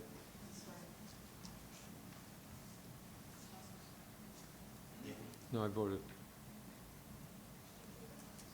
Yeah, I voted. There we go, carried. Thank you. Welcome back. Hello, this is the public hearing for bylaw number 1815, roadway licensing bylaw. This is for the MD of Bonnyville to enter an agreement to license the road allowance east of the east half of 186304 in accordance with policy 3A.018, as shown on the map attached as Appendix A. Bylaw number 1815 is a renewal of an existing road allowance license bylaw 1721. The applicants have applied to license this road allowance to be used for grazing purposes. Council did give first reading to bylaw number 1815 on November 23rd, 2022, and we have received no written submissions to date. Okay, thank you. Anybody have any questions?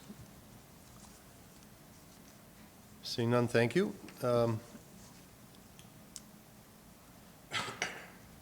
Also have no written submissions were received for the public, for bylaw number 1815. So I'm just wondering if there's anyone that's in support of 1815, bylaw number 1815. Again, I'd like to ask if there's anyone in support of bylaw number 1815. And third and finally, I'd like to ask if there's anyone here that wishes to speak on bylaw number 1815. Okay, seeing none, is there anyone here who wants to speak in opposition of bylaw number 1815? Again, I'd like to ask if there's anyone here in opposition of bylaw number 1815. And third and finally, I'd like to ask if there's anyone here in opposition for bylaw number 1815. Seeing none, I'm going to look for a motion to close the hearing. Donnie had Make a motion. Okay, sorry, I didn't hear you. I need one of your things. Thank you, Councillor Slifshire, for making a motion on behalf of council that the public hearing be closed at 10:36 a.m. Any discussion on this? Seeing none, I'll call for the vote.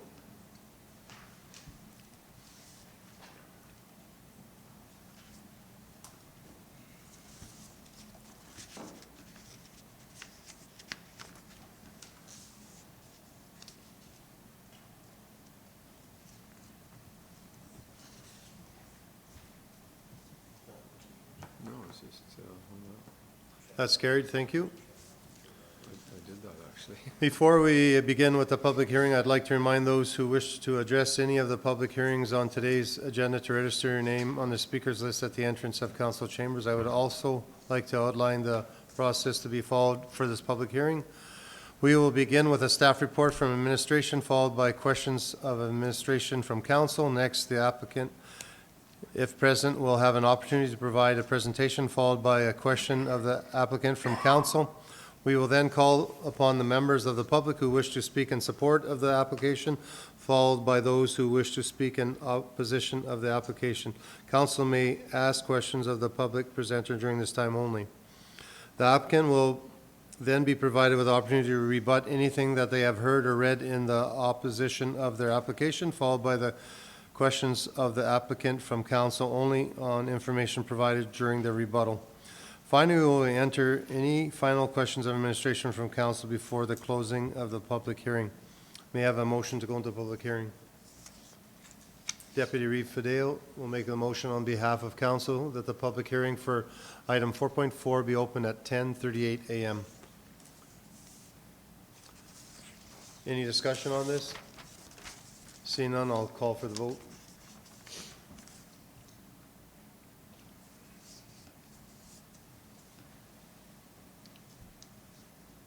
That's carried, thank you. Welcome back. Good morning. This is a public hearing for bylaw number 1816, a road allowance licensing bylaw, which would authorize the MD of Bonnyville to enter into agreement to license the road allowance west of legal subdivision 12 of section 11, 63.3, west of the 4th meridian, in accordance with policy 3A.018. Bylaw number 1816 is a renewal of an existing road allowance bylaw lease number 1724. The applicant has applied to lease the road allowance to be used for gravel pit access and operations for existing surface material leases. Council did give first reading to bylaw number 1816 on November 23rd, 2022. We have received no written submissions regarding this. Thank you. Any questions? Okay, thank you. There's no applicants here, but we'll, also want to, there's no written submissions that were received by the public for bylaw number 1816, so I'm going to ask if there's anyone here to speak in support of bylaw number 1816. Again, I'd like to ask if there's anyone here wishing to speak on to support of bylaw number 1816. And for the third and final time, I'll ask if there's anyone in support for bylaw number 1816.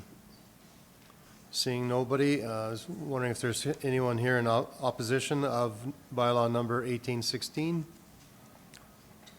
Again, I'd like to ask if there's any opposition for bylaw number 1816. And third and finally, I'd like to ask if there's any opposition for bylaw number 1816. Seeing none, I'm looking for a motion to close hearing. Yeah, Councillor Kraviak, thank you for making a motion on behalf of council that the public hearing be closed at 10:40 a.m. Any discussion on this? Seeing none, I'll call for the vote.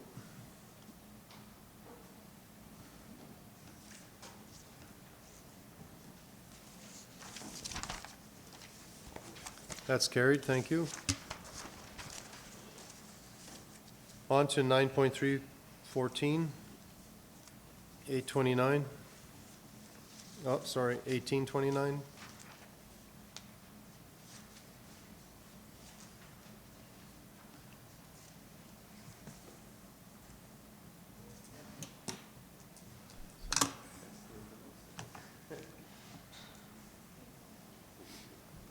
And if we could open up Appendix A, please. Right here.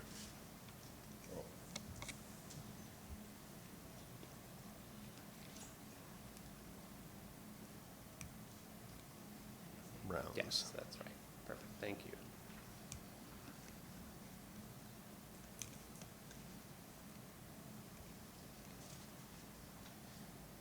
So actually, let's start here.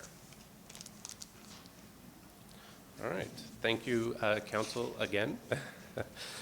Today, we are looking at the Browns Area Structure Plan for first reading. This was initiated by the applicant looking to develop both industrial and residential lots on the southeast 1463-4 and west of the 4th Meridian quarter section. So this area structure plan proposes 12 industrial lots and 15 residential lots for the quarter section. This will allow for a total of 27 lots, excluding any public utility, municipal reserve, and environmental reserve.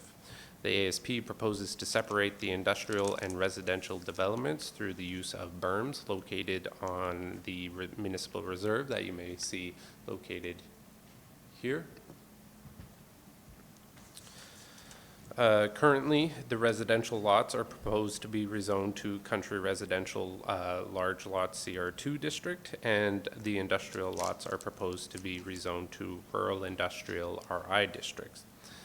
I would also note that in their application, the applicant did miss an abandoned pipeline that runs from the northeast corner towards the, from the northwest corner towards the southeast. So it runs, oh, sorry, I've lost my mouse here. So it runs from approximately here, and it cuts down through here. So there may be some changes based on the lot layout to ensure that there is buildable space within the affected lots. However, it should have minimal impact on the amount of lots and the actual layout of the overall ASP.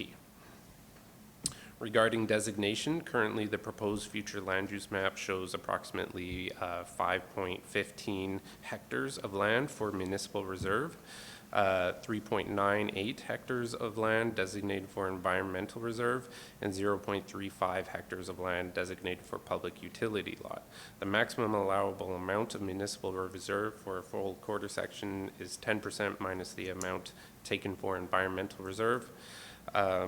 This amounts to 6.03 hectares that would be allowed to be taken as a municipal reserve from this quarter section. So we are currently over the allotted amount because we have the 5.15 hectares of municipal reserve and 3.98 hectares of environmental reserve. So you're allowed to take 10% minus the amount already taken for environmental reserve. So we're currently over the allotted amount. Some proposed discussions with the applicant, sorry, I keep losing my mouse here, is to redesignate the western portion of municipal reserve here as public utility lot, as well as a small portion here as they encompass those right-of-ways and pipelines. And that would bring us into a legal amount of municipal reserve from there. You may note that environmental reserve is proposed within this quarter section as a large amount of water drains and sometimes pools within the proposed ER. The ER location is to be part of the stormwater management plan and drainage for the ASP area. So a lot of the water will drain westerly to the ER here and eventually south as well. So drainage in general for the quarter section flows to the west and south. Under the ASP, the plan is to allow drainage to the west utilizing ditching, a stormwater pond, and the existing wetland area. There is a stormwater pond currently located in the northern portion here. The plan is to have the stormwater pond moved south to the PUL here to aid in controlling the flow and rate of water as it moves across to the environmental reserve and south there.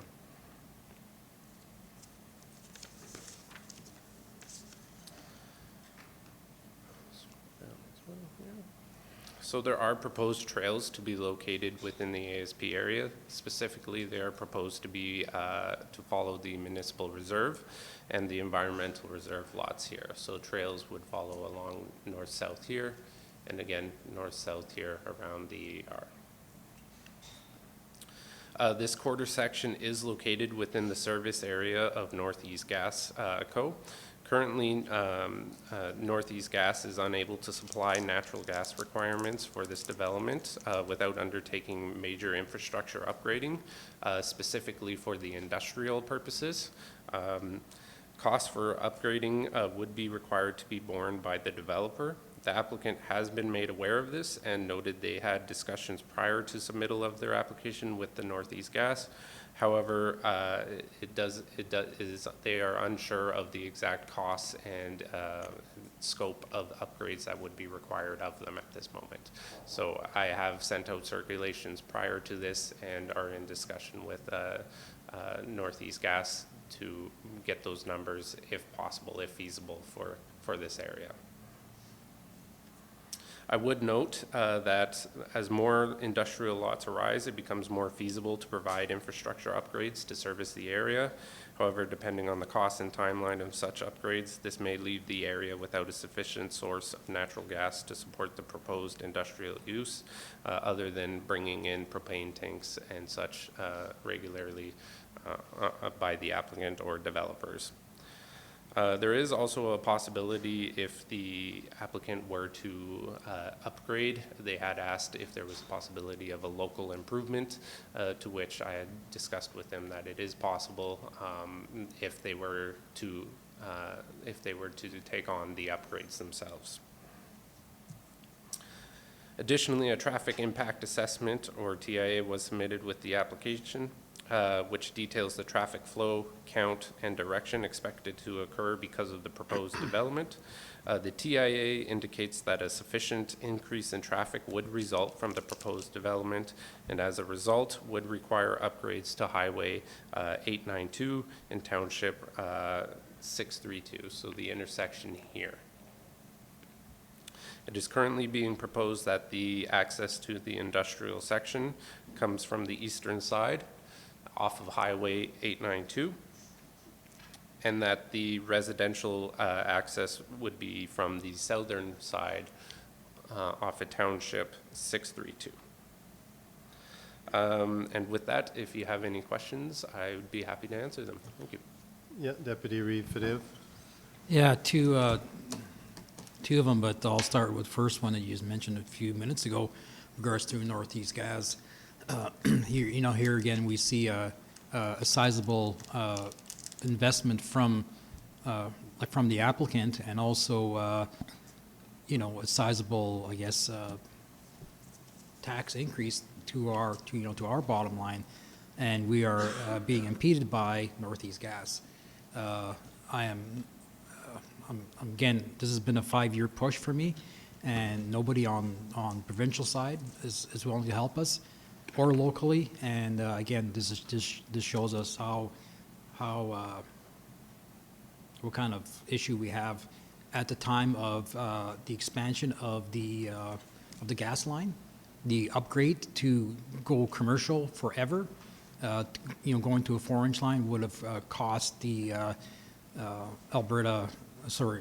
the co-op about $490,000 at the time. I would hate to see what those costs are now, and those costs will be, I guess, laid on to the developer again, which is very unfair. I'm opposed to this just because you can't get natural gas. And then at the end of the day is you're going to see 2 lots that are going to be serviced by propane tanks, which are subsidized by the province and subsidized by us, and and then there's going to be two lots are going to be occupied, and we're going to be out there going grading and keeping everything on all the service levels that we have to provide. I think we have the horse before the cart here, and I'd like to see the services provided first before the application gets moved on to. My second question would be probably to Councillor Swaggart. He was opposed to one of the developments here, and from the local, I guess, residents. And how do you feel about this size of complex going in there now? I'm in favor of this one. You're favoring this one? Yeah, I am. But I agree with you on the natural gas issue. It's just ridiculous. You said 5 years. I've been working on it for the last 9 years. And I know Councillor Slipchuk's now kind of trying to work toward that too, but it's pretty sad that we have to have these guys rely on propane. It's just unreasonable. It's expensive, and I don't know what we do about it, but anyway, it looks like a nice subdivision. He's been putting in, stuff kind of in that phase 1 area where Browns is now, and it'd be nice to have a good area structure plan and a good subdivision out there. It's a good industrial location right off 2 highways. Well, it is, like I say, it is a gateway to the north, right? It's there. Same with the other development that's just outside of CFB, right? It's to the north as well, south of 55 and that highway there, Primrose, and all these developments are being blocked to develop any further because of the gas part. It's not even a second option for them.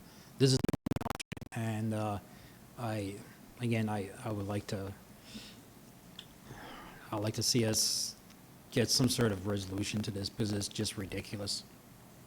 If I may, Go ahead. through the Reeve, it is, with regards to having a natural gas servicing address, it is possible to pass this through for first reading, and then we can work to that conclusion. And if something sufficient for council isn't come up in place by time second reading comes through, that's where it can still be defeated at that point. I would recommend that first reading still goes through, because then it has that opportunity to have discussions, have work be put on, and changes made as needed. And then, as I mentioned, we can still get comments from the public and stuff and still be defeated at second reading or third reading if there are still concerns at that point as well. Just a note. Yeah, I totally understand, and I don't think a second reading between now and then there's going to be any kind of resolution to this issue of natural gas. We've been, again, 9 years, 5 years. For me, I was quite active talking with the NDP government at the time in this, and also now with the UCP, and nobody wants to touch this. But yet this is costing jobs, this is costing development, and I don't know what kind of parties we have in power that won't allow and really handcuff us to future development. This is all about future development, jobs, and investment in our area, and we're getting none of that. And it is just, there's no excuses for it on the provincial side, and we can't get help from our province. I don't know where we're going to go. Thank you.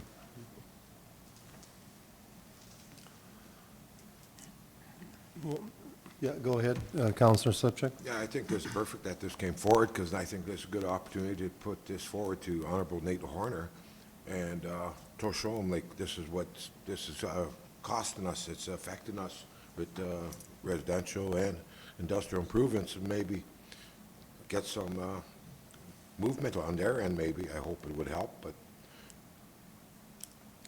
Yeah, Deputy Reeve Fadeo. Yeah, I would really like to challenge Minister Horner on this. Maybe he's got maybe the flex to do this, but nobody else has. And it's just, it's your typical politician that is going around, and they're telling you what you want to hear, but the end of the day is, nobody wants to touch us, nobody's doing it, it's costing us jobs, it's costing us development, and it's everything else, right? So they keep talking about, how progressive they want to be, and that they want to create jobs, but yet we have this unreal development that could happen here on the backs of a developer that's going to put the money in to move this area forward, and the province is tying our hands. Yeah, Mr. Horner, if he's listening, I mean, I love him to flex some muscles, because nobody else has. And Mr. Reeve, yeah, I mean, it's not just this one, Councillor Slipchuk. There's a whole bunch of subdivisions industrial subdivisions along 55. The fish hatchery can't get gas, right? And it's like, you got ATCO and other providers in the area probably love to take over this franchise area. But if we can't get our minister on board and shed some light on it, it could happen overnight, basically. But anyway, I'll make the motion to go to first reading. Okay.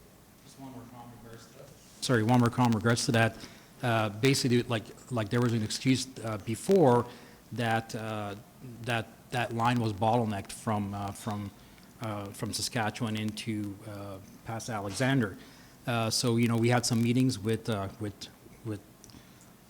supplier, and they expanded that pipeline. We've seen that pipeline expand, and at the time, it was the opportunity for that expansion to happen. So right now, on the bigger supply issue, there is no issue, because we lobbied with them. We met with them in Quebec City, and and then a few months later, we started hearing them develop the line, and they did. They spent millions on that line, and to develop it, and then to miss that opportunity for this is just it's sickening. Okay, thank you. Just looking, thank you, Councillor Swiger. I guess you made a motion. Did I read that one already? No. Thank you, Councillor Swiger, for making a motion on behalf of council that bylaw number 1829, being a bylaw of the municipal district of Bonneville number 87, to adopt Browns area structure plan, be given first reading. Any other discussion to this? Seeing none, I'll call for the vote.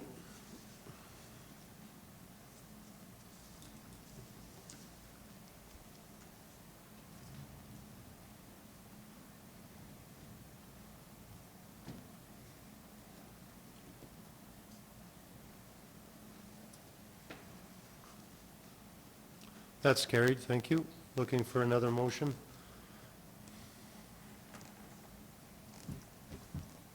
Thank you, Councillor Swiger, for making a motion on behalf of council that council approves January 24th, 2023 at 10 a.m. as the date and time for bylaw number 1829 Browns Area Structure Plan public hearing. Any discussion on this? Yes, go ahead, Councillor Crick. Yeah, I guess I just wonder, we just approved a whole bunch of other public hearings for that same day, going after 10 o'clock, and this one's at 10, or is it gonna, this one sounds like it might be a longer one, is it gonna bump everything totally out of whack, our whole schedule, or not? Okay. Through the Reeve, this really probably wouldn't be much different than, say, the public hearings this morning. The first one did go longer than 5 minutes. As long as the public hearing doesn't start sooner than the advertised time, we should be fine. Okay. Any other discussion? Okay, seeing none, I'll call for the vote.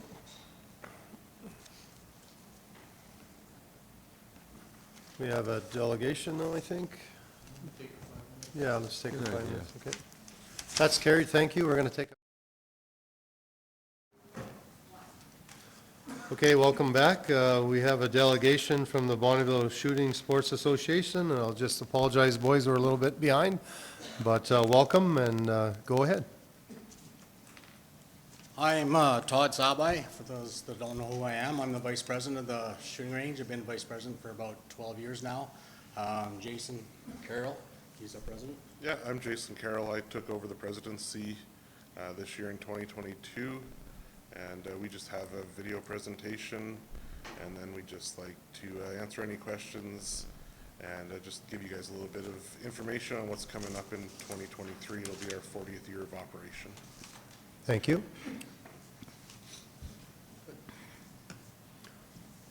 And welcome to the Bonneville Shooting Sports Association. The BSA was proud to host 200 shooters to Bonneville for the 2019 Alberta IPSC Provincial Championships. We are now proud to announce we are again hosting the 2023 Alberta IPSC Provincial Championships. Here we have drone footage of the pistol and rimfire bays. As the drone flies over, you'll see stages built for the competitors as the competitors shoot and progress from stage to stage. Flying over top towards the rifle range, you'll see we had to expand into the rifle range for the competition to host the 200 shooters. Seeing the 100, 200, and 300 meter bays and looking back over top the pistol areas. Now we are in 2022. A quick update of the improvements to the BSA Club. After unlocking the gate next to the dump, you travel south down the road up to the main BSSA gate. At the main BSSA gate, you need to make sure to change the sign from unoccupied to occupied on the right-hand side. This lets people know that the range is active and there's live fire happening. When you come into the range, you come to a T intersection. At the T intersection, if you go right, you're going to turn into the shotgun area. And if you turn left, you head towards the pistol and rifle bays.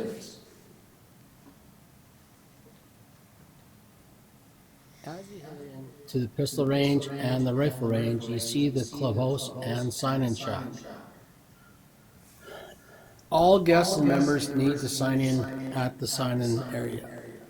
This is for insurance purposes and part of the CFO's regulations. We added a new roof to the clubhouse this year, and we'll be adding soffit on the bottom side in the new year to keep birds and insects out. Here you see the 15-meter pistol bay, which we did upgrades this fall to meet the CFO's recommendations, and the 25-meter pistol bay. Moving to the south, you'll see our two 50-meter pistol bays. The first one with the overhead was the first existing and was built back in '83. 2 years ago, we split this range in half, creating two bays instead of just one, as it was way too wide and we needed extra room for competitions.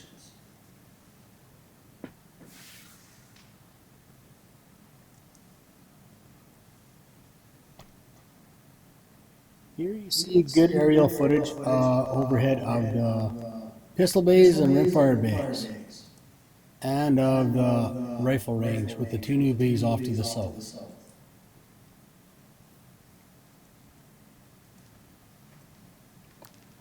Heading south to the rifle area, you see the overhead cover over top the shooting benches.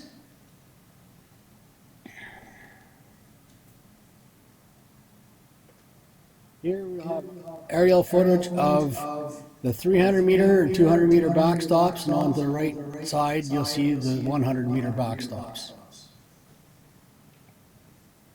Traveling to the south, you'll see that the new berm we installed last fall to split up the two new bays for rifle sighting in and pistol competitions as well. All shooting is done straight east off the range. Now traveling back to the north, you see the overhead again over top of the shooting benches and cabinets storing our sandbags and lead sleds for the members and guests. Traveling across to the pistol bays, you'll see on the left-hand side, we added new flushable toilets with an RV flush system inside. They'll be up in service in the spring of 2023. They'll be running off solar.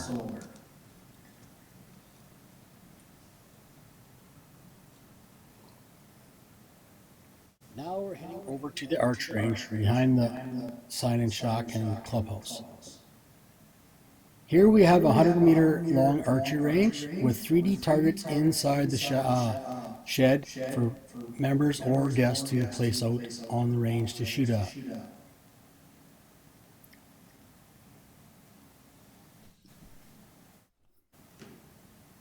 Also, we have a platform to shoot off for elevated shooting.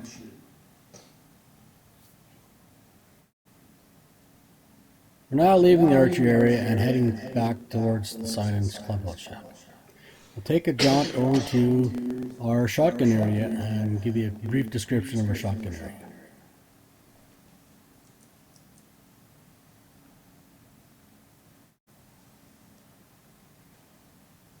Now entering the shotgun area, you see that we added a new overhead to keep our members and guests out of the elements from the rain and the sun and the heat.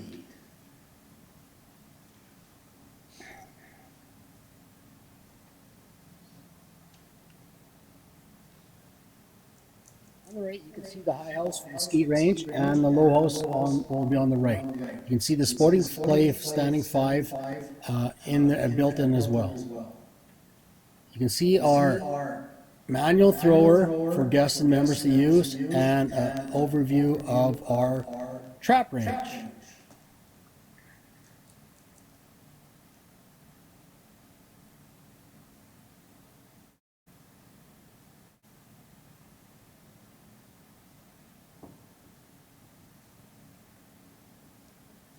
Here you can see a good overhead of the trap area. And panning to the left, you'll see the manual thrower out there and an overhead of the skeet range with the standing 5 sporting clay included inside. For the sporting clay, there's 10 machines throwing from all different directions to simulate waterfowl. Leaving the shotgun area, you can see a good overhead of our pistol and rimfire bays and the clubhouse with the new roof on it.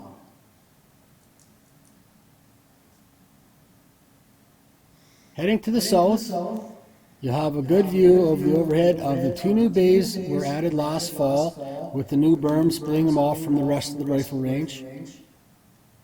And a good look down range to the 100, 200, and 300 meters. Thank you for watching, and again, welcome to the BSSC. On July 15th, 2023, we have an open house for our 40th anniversary, and is open to everybody free of charge to come out and enjoy the club. Hope to see you there. That was really good. Hello and welcome to the Bonneville Shooting Sports Association. That's very well done. Just to add, for those who don't know or aren't aware, our gun range is on the quarter section south of the town dump site. So to access the area, you go in the entrance to the dump. Our gates are set up to the south side of the dump entrance, and you go through there and you follow that road about 1 kilometer to our main gate. Yes, go ahead. July 15th.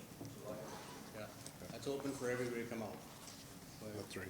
Yeah, July 15th next year is going to be our 40th anniversary celebration. We're going to dedicate our original 50-meter ranges to a couple of our original founding members. And we're going to have a festival sort of setting. We're going to be doing some live entertainment. We've invited some Indigenous performers. We've signed Mike Plume to come out and perform in the evening, and we're hoping to get some other organizations to come out and do fundraising barbecues. And it's going to be a free admission with a donation to the food bank. So for our 40th anniversary, we're just trying to get some other community organizations involved. Todd will tell you guys about a couple of our handgun pistol shooting competitions that we do have coming up in 2023. So we have, as you've seen in the video there, we have the provincials 2020 there. There's 200 shooters. We're IPSC sanctioned for shooting. We set up, and it's monitored by ROs, CROs, stuff like that to watch over every base shooting at the same time. We bring in, like I said, that one event we brought in 200. That was just when COVID eased up for about a month, and then they slammed us right back closed down to 50 people again. So we lucked out and got 200 people there. And then September long weekend of 2023 is when our next provincial's in again, and we're expecting 220 to 250 shooters again coming through. So that's people from all across Canada if they want to come. Not open just to Alberta, it's open to everybody. I've shot with people from Brazil, I've shot with people from UK, I've shot for people from all over the place in these events, because there's 137 countries that do this around the world. So you're allowed to go to any one of them as long as you sign up for it. So we bring in a lot of people. July long weekend, again, we have 3 competitions coming in that weekend again, 120 people per day as well. And we try and do 2 a year on. So we bring quite a few people into the area as well too. So our membership is about 450 people on average for active memberships. That's in single members and family members, because family could be like 6 people, husband and wife and kids and stuff like that. So we got a pretty big club, quite a bit. And you can see for the amount of work we've done out there, that's a lot of memberships putting money into the club. So any other questions? Yeah. Councilors. How many people you guys got there help maintain the properties and all that, and look after Seems them? like any other club, about that many. Yeah. We have 2 retired gentlemen that do all of our lawn mowing. They're out there 3-4 days a week, riding around on the lawnmower, taking care of it, making sure that everything's taken care of. We do some work bees. We see half a dozen to a dozen people come out and help out. That roof project that we had over our clubhouse, I think we had 10 people show up the day that we were going to put tin on it. It really, some days we'll have good turnouts, some days we won't. Just like Todd said, when you're looking for volunteers and organizations and stuff, some days it's hard to get those people to come out, but we do have a really good, strong team of volunteers that come out. We have volunteers that handle our Sunday shotgun shoots that are there every week all summer long, and we, unfortunately we depend on them, but like I said, we have some really, really strong, dedicated people that are there helping us out. Okay, thank you. I'm not a gun guy, but I just wondered, like, are you running all year round, or do you shut down in the winter, or do you? Yeah, we're open 365 days a year. Our sign-in system gives members a gate code, and we have padlocks on both of our gates, so you have access in. We have a snow blower out there for clearing snow. We do contact the MD about getting some snow cleared on the roads on the way in, and every year in the new year we change that access code. All of our members again get issued that new code. And then just one last one. I was interested in your solar-powered flush toilet. So they run all winter also, or how do you do that? They'll be freezing up, so once the water's frozen up, they're a seasonal kind of thing. Yeah, then, right? we have no power out there. To get power out to our location, we're probably looking at $150,000 to $200,000 just from the distance that we are from any of the closest power poles. So when we do work bees and stuff, in the past it's been generators, and now it's cordless drills and tools. Yeah, Councillor Crick. No, I just wanted to say thanks for coming out, and it's great to see you guys promoting something that our federal government's trying to take away from us, so good job. Yeah, you're very welcome. Just to add, annually, we do a youth shoot and a ladies shoot where we do free training and free shooting for people. So we open it up for the youth one day, school-age children or ladies. A lot of times we see that our membership is majority males, so we offer this a female day for ladies to come out and learn how to shoot. We take all the people, we divide them into small groups, we teach them safe gun handling, and we give them the opportunity to shoot. We do it in as low pressure scenario as possible, where we are not forcing ammunition or a loaded gun into a person's hand. We're showing people that the gun is safe, that there's no ammunition in it. We're letting them handle it, make sure they're comfortable. And when they're finally comfortable and they want to load the gun, that's when we let them shoot. So there's no ammunition introduced to them right off the hop. It's all about gun safety, teaching them where to properly or safely point a gun, how to handle a gun, keep their finger off the trigger and things like that. And once they feel comfortable and we feel comfortable with them, like I said, that's when we introduce ammunition and give them the opportunity to do some normally short distance shooting just to get comfortable with smaller caliber like rimfire rifles. And a lot of times you see these big smiles come up on people's faces after they finally get to take a shot and they've overcome this fear of maybe a gun was something that was scary or they've never experienced before. And once they do, it's that big smile for our volunteers that when they see it is really rewarding. Thank you. Yeah, great presentation. Thank you. Any other questions or comments? Well, thank you. Oh, go ahead. Maybe the MD can set up a competition out there one day for everyone out there. If you want to do a team building, things like that too, we do those as well. Just contact us, set up a date. We can have guys out there helping you out and come out and we can put you on the shotgun range there and do some trap or skeet or something like that. And you guys can play a little and get shown break a couple bad habits and we can get you out shooting. And if anybody's curious and the gates are open, come on down. Most people, if you come up and talk to us, we'll let you shoot. We'll talk you through it. We're a pretty laid back bunch of people. We're not like we're running around and doing stupid things out there. So it's pretty laid back and pretty safe sport. Well, awesome. Thank you. Thank you. Appreciate it, guys. Have a great day. Thanks a lot. Thanks. Listen to you. Okay, I was just looking for a motion. I'll make a motion that we accept this as information. Okay.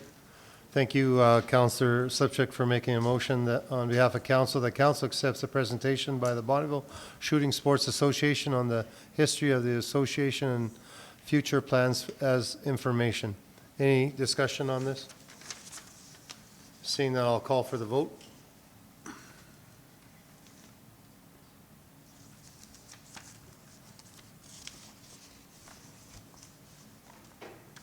That's carried. Thank you. We're on to 9.4.1, is that correct?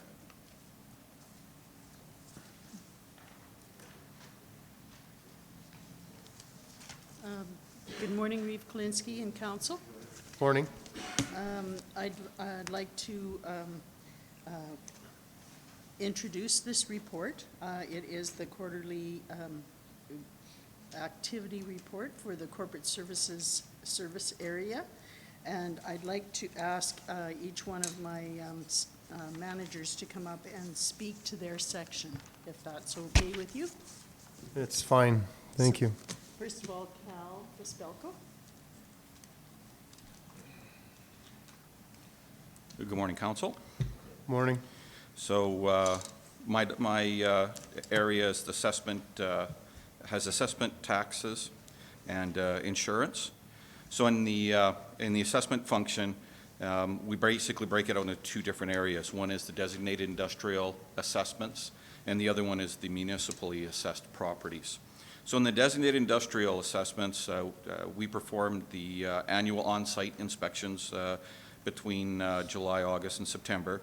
And we did the initial on-site inspections for the, what we call the Ward 6 North area, as this is basically the first year we've had an opportunity to get out there and check the inventory and update our records. So all of the rolls or all of the properties in the Ward 6 North area were inspected, except for the major plants. That's on the project for next year because it's a major undertaking. All pads in the Cold Lake Air Weapons Range were inspected.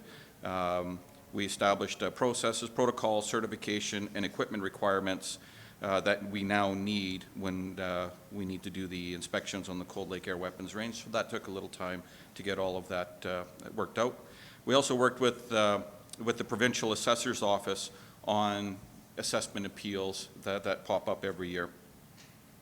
On the municipally assessed side, we did the annual on-site inspections for Range 4 and completed the annual inspections for townships 62, 63, and 64. That's on our annual reinspection cycle. We did sales inspections up to July 1st of 2023, July 1st of 2022 for the 2023 valuations. We inspected Spring Beach property with the Planning and Development Department. We were addressing property owners' assessments concerns with one assessment appeal for the gravel pit, and we assisted the provincial assessment auditor as they gathered information to perform their audit on the processes of our MD staff. We haven't received the report yet, but the preliminary report says that we've passed everything. In the property tax function, we responded to property owners, lawyers, realtors, and bank inquiries and tax searches and certificates on specific properties. That's an ongoing thing that we do. Reprints of tax notices to new property owners who now own the property, make sure they get their records. We have here 305, 330 MGA assessment and tax roll revisions. That's the sections of the Act that allow us to make revisions on the assessment roll when we see that there's an error. We did do the monthly property tax auto payment processing and the annual tax notification process. That's the starting to get properties into the public auction process. In the insurance risk management side, we coordinated with all the departments and the insurance providers for liability recommendations to make sure we have all that addressed. The annual insurance coverage reviews were completed with the departments in preparation for the renewals. Processed ongoing insurance claim and adjust and update the existing insurance coverage as required in conjunction with the departments. Any questions? Yes, Deputy Reeve. Good afternoon, or good morning, Mr. Brzalko. So in regards to your insurance and risk management question, that says annual insurance coverage reviews with departments in preparation for renewal. Is that still through RMA, or are we, is that our best rate? Are we still, are we shopping RMA at all or not? Correct. Right now, we have everything through RMA as part of our other services that we get through RMA.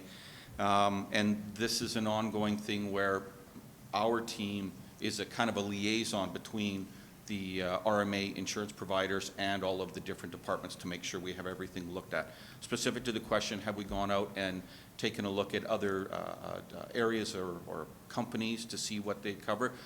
What we've been told in the past that municipal organizations, it's kind of hard to go out and try and find individual insurance providers to look at the risk.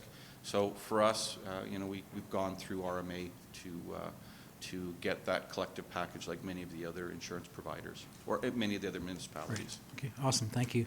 Yeah, because I won't be asking any questions in regards to the customer service end of it at all. So I thought, start with you. Okay. Thanks. Yes, Councillor Swigert.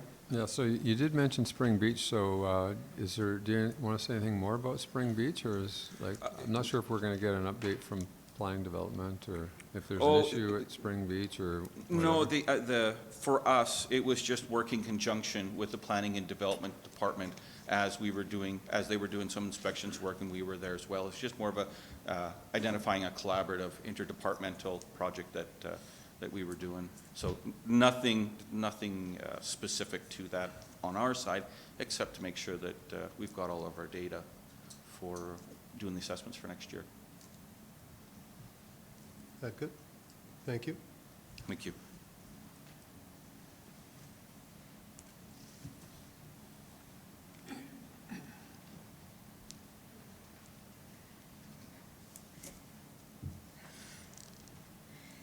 You Good look, morning, Mr. you mo- Reeve and members of council. good morning, you look amazing. You're doing good so far. Thank you. I'm Jackie, and I am in the customer service department. We provide customer service and cash receipting duties for the municipality. We have, in this third quarter, we've answered approximately 7,925 incoming calls, so like a minute and 20 seconds per call. We processed approximately 500 cash receipting batches, which would include online payments or in person.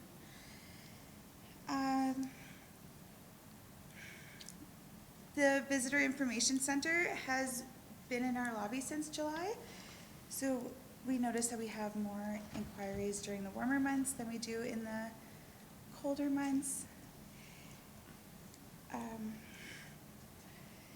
We planned and hosted a summer field trip for a local community group. We did informative tour and did a mock council meeting here in council. We also had some coworkers and equipment come over from transportation. So that was really interesting for the kids to like learn about it and explore the machines. I think that it went out very well and it was successful, so maybe we can do that again.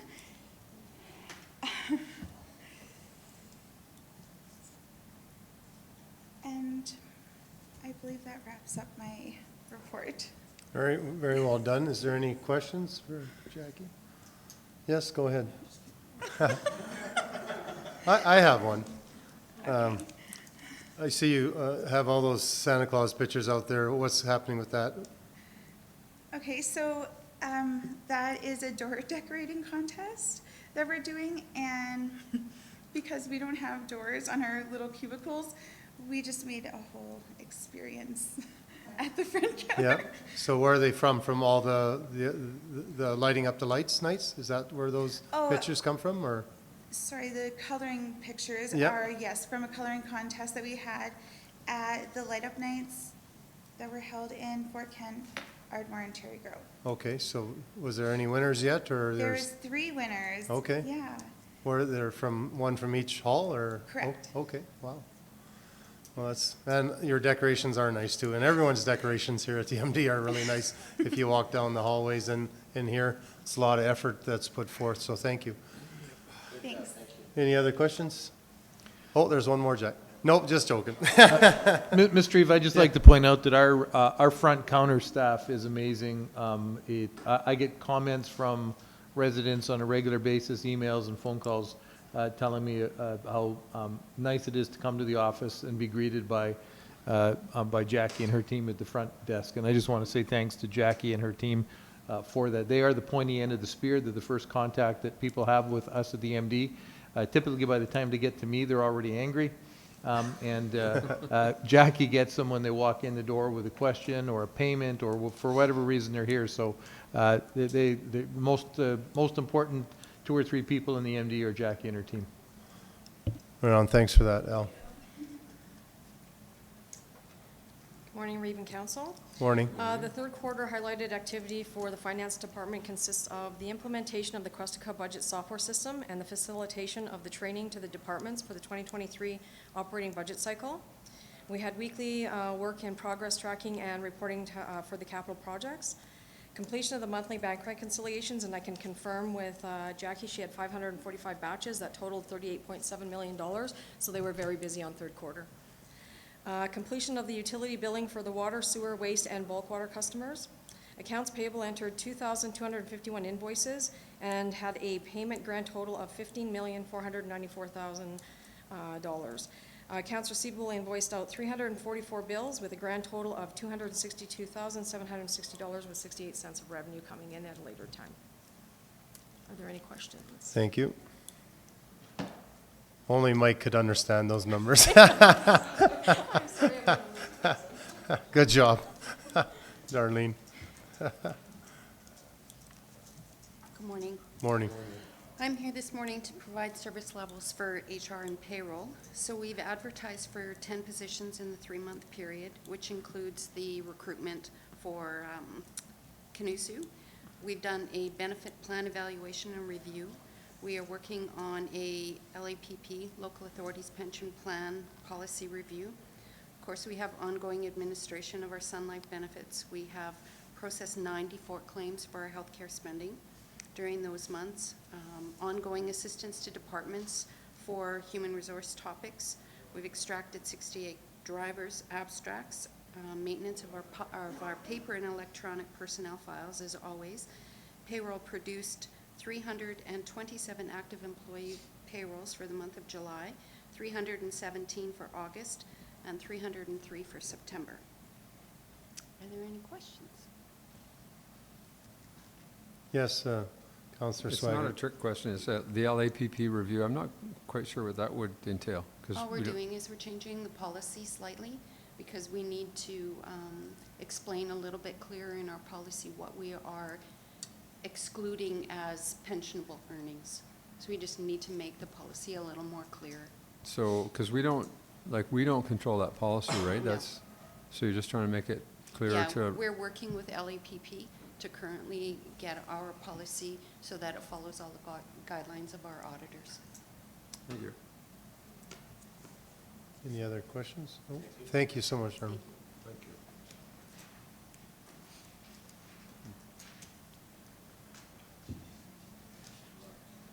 Good morning, Council.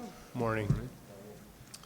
So I just want to give an update on what IT's been working on for the last 3 months. I'll just touch on a few items here in a little more detail. So we resolved 343 tickets in the third quarter.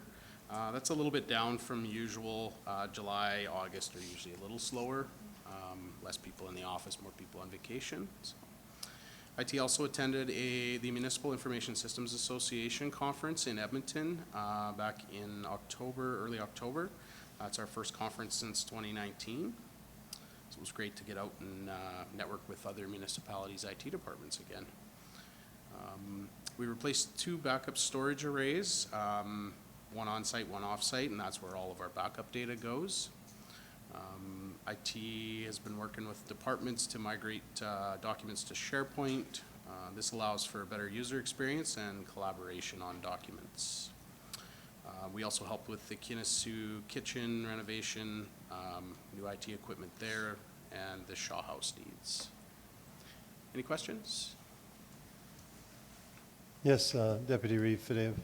So in regards to your IT tickets, so when you claim 343, is that just for the MD itself, or is that for all the other support that you do throughout the Lakeland, I guess? That includes BRFA, the C2, and Village Glendon.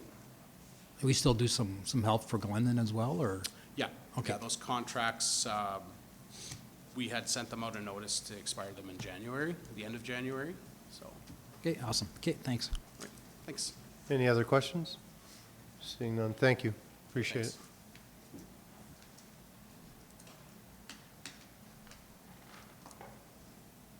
Sorry, I'm slow. Oh, So yeah. I would just ask council to accept this report for information, please. Okay. Yes, Councillor Crick, thank you. On behalf of council, the council accepts the corporate service quarterly activity report, September 30th, 2022 as information. Any discussion on this? Seeing none, I'll call for the vote.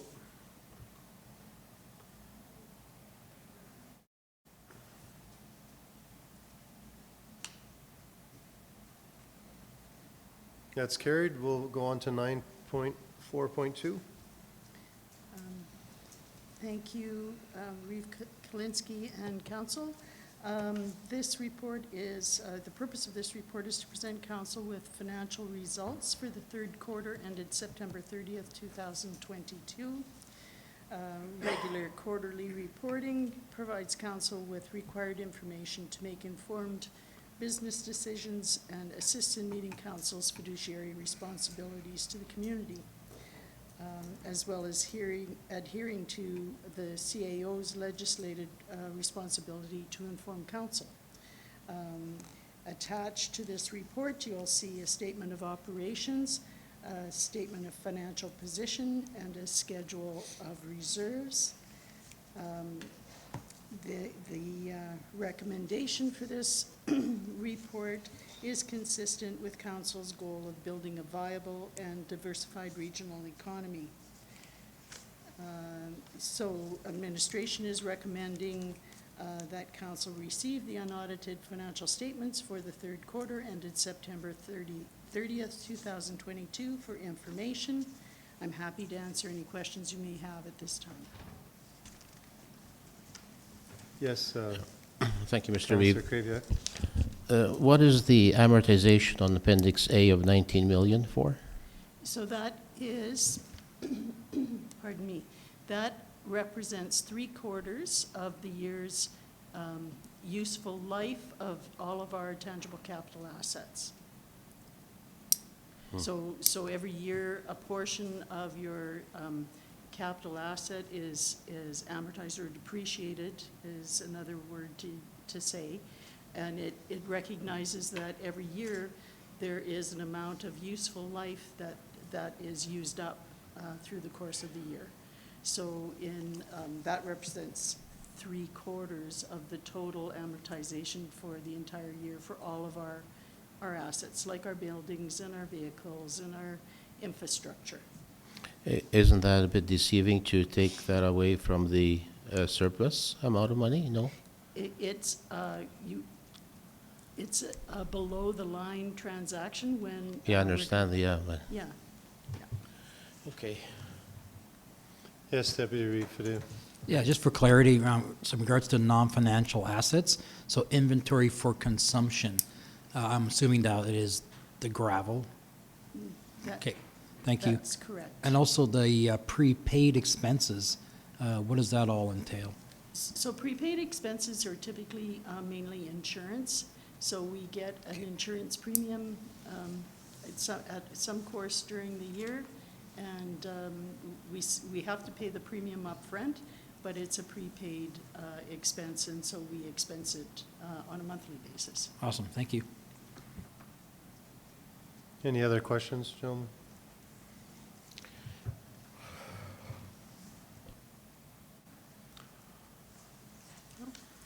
Okay. All right, seeing none, probably looking for a motion.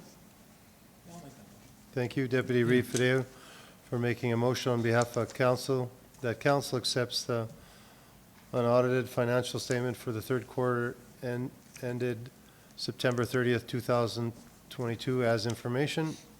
Any discussion on this? Seeing none, I'll call for the vote.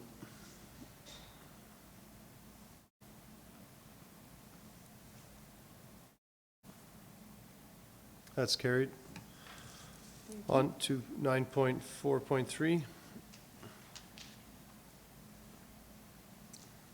Okay, so Finance has a request into council to write off some invoices that are from 2018, 2019, and 2020. We usually send out a monthly statement. Those statements have now come back undeliverable. We also take a phone number when we set up a customer account, anytime we do a accounts receivable setup. And the phone number right now for these ones are either disconnected or it's been assigned to a different party. So we're having a hard time collecting the money on there's 13 invoices from Waste, and I think there's 4 invoices from Kinnessoo. We also reached out to the managers of those departments to see if there was any extra information that they could provide that would help us with the follow-up of the payments for these invoices. They had the same information that we had originally gotten when we set up the customer, so we don't know what route to take now other than writing them off and getting them off the books. Okay, thank you. Councillor Swaggart, and then Councillor Kraviak. Yeah, just a question about the waste services. Are those bills going to maybe people who are renting rather than the people who own the property, or how does that work? Sometimes it's anybody that uses the landfill site. They go in there, they give us a customer name. It could be a company, it could be a personal resident. Oh, sorry. I guess I didn't ask you the right question. Okay, sorry. Because I was thinking it was Ardmore, Fort Cantu, and then some of the subdivisions who actually have door-to-door pickup. So is that kind of? No, these are the ones that are, they're using the landfill sites. This is Oh, not they're the, landfill. yeah, this isn't the door-to-door pickup. And, okay, that's interesting, because the landfill sites, the only ones they actually charge at is the quarry though, right? There's billable items on some of the stuff, like, so if they're doing renovations and there's concrete or there's wood, there is billable items on using the landfill sites. Okay. And we usually get that from Brad and his team, like from the landfill caretakers. Yep. And it comes through on an invoice type of thing and saying what it is and how much they want to charge out. And then we, as the finance team, we do up the billing for them. Okay, thank you. That's good, Dana. Councillor Craigie? Thank you. During the budget discussions, you do put an amount in the outstanding accounts receivable? This was brought up to Susan afterwards. So when I got back from holidays, we were writing the budget. I didn't have the time to bring this forward to her at that point in time. Okay, thank you. Okay, yeah, you got a This is question? Okay. for information now. Yep. These waste services bills, they always take our license plate number down, don't they, when we come in? I know they always take mine. Is there any way On we the can? majority of them, there is a license plate number on it, yes. I don't know if we were to take that and use it to, I don't know if we have that right to go to public safety and ask them if they're still in the area or if we could get an address for them. I'm not sure if that's allowed. I guess I could look into that and definitely do some research on that. Yeah, I think if we could look at that and see if we could utilize that information somehow to help us with some of this stuff. Sure, I could do that before you guys make a motion to write them off. I can go back and do my research, and if we have that capability, I can definitely see how many of them we can clear off of the listing here. Go ahead. Councilor Slipchuk, we just met with the race reduction company, there's a race reduction committee, and there's a couple plans that we have in place to try to reduce this by by a great amount, and we'll see that within the next 6 months to a year. Yeah, But this so- is, yeah, and also this is coming all the way from, what, you said 219? Yeah. This is So- coming from 2018, 2019, and 2020. Yeah, so let's just get rid of this and start from scratch. Yeah. Yeah, interesting. Councilor Flev, though, or Deputy Reeve, that waste reduction committee, though, they were talking specifically about the subdivisions. And then maybe, put it on your taxes if you're not. So that was kind of different than. Well, we also landfill. have the cameras we're going to have in place and things like that. and the Yeah, I gates, mean, that probably which are will going to take help, a lot right? of that, yeah, for sure, so. Yeah. And then just to clarify, though, are you sure that all of these are from LaCorey? Or you're not really sure, you're just, They're from the landfills. So they, landfills? yeah. Oh, here's the guy who might know. Thank you. These are from Ardmore. I don't think so. To council, yes, these charges are all from LaCorey landfill. So most of these charges are for residents that bring in shingles or any loads that would be deemed chargeable under our waste bylaw. So attempts have been made to get these charges paid by these residents. So these residents are now on our do not allow to use our services at the landfills. But yeah, these are all just charges directly at the LaCorey landfill where we do charge out, so. Okay. Thank you. Any other? So yeah, we do make multiple attempts to get these bills paid. We do realize that some of these people are still around, but they just choose not to pay. So Yeah, well, it's all the way from, it's 3 years ago and Yeah. 5 years ago, and yeah, it's a long time ago. We've probably used up that amount of money tracking them down. by trying to track them down, so, That's correct. okay. Okay, thank you for that, Matt. Okay, just looking for a motion. I'll make the motion. Okay, thank you, Councillor Slipchuk, for making a motion on behalf of council. The council approves the write-off of outstanding accounts receivables in the amount of $3,171.28 as presented. Any more discussion on this? Seeing none, I'll call for the vote.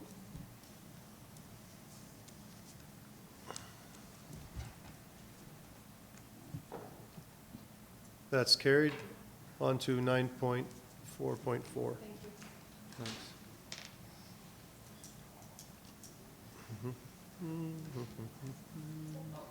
Thank you, council. You're welcome. So this report is, this report is a request to establish an airport reserve, and it is, the purpose of it is to recognize that Council's strategic plan identifies an objective for a long-range airport expansion plan, and that to move forward with this plan, administration has proposed a number of projects in the 2023 to 2027 capital plan to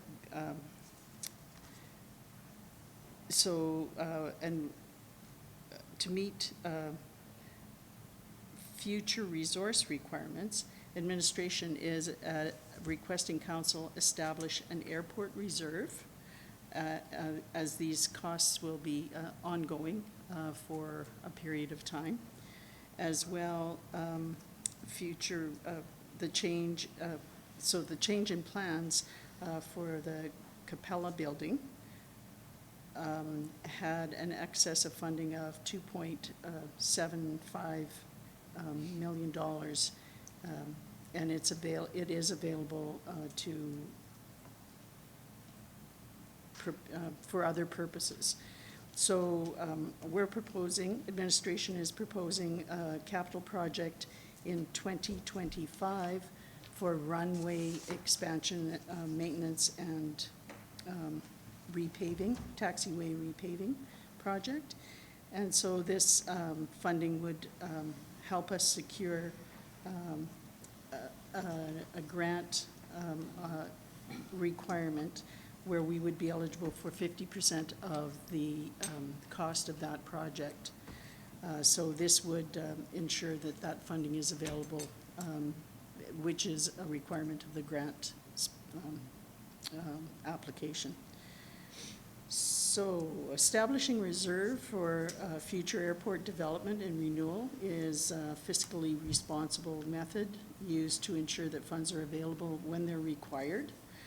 It does meet council's strategic plan goals and objectives, and it aligns itself well with the future financial sustainability framework that council has directed administration through their strategic plan.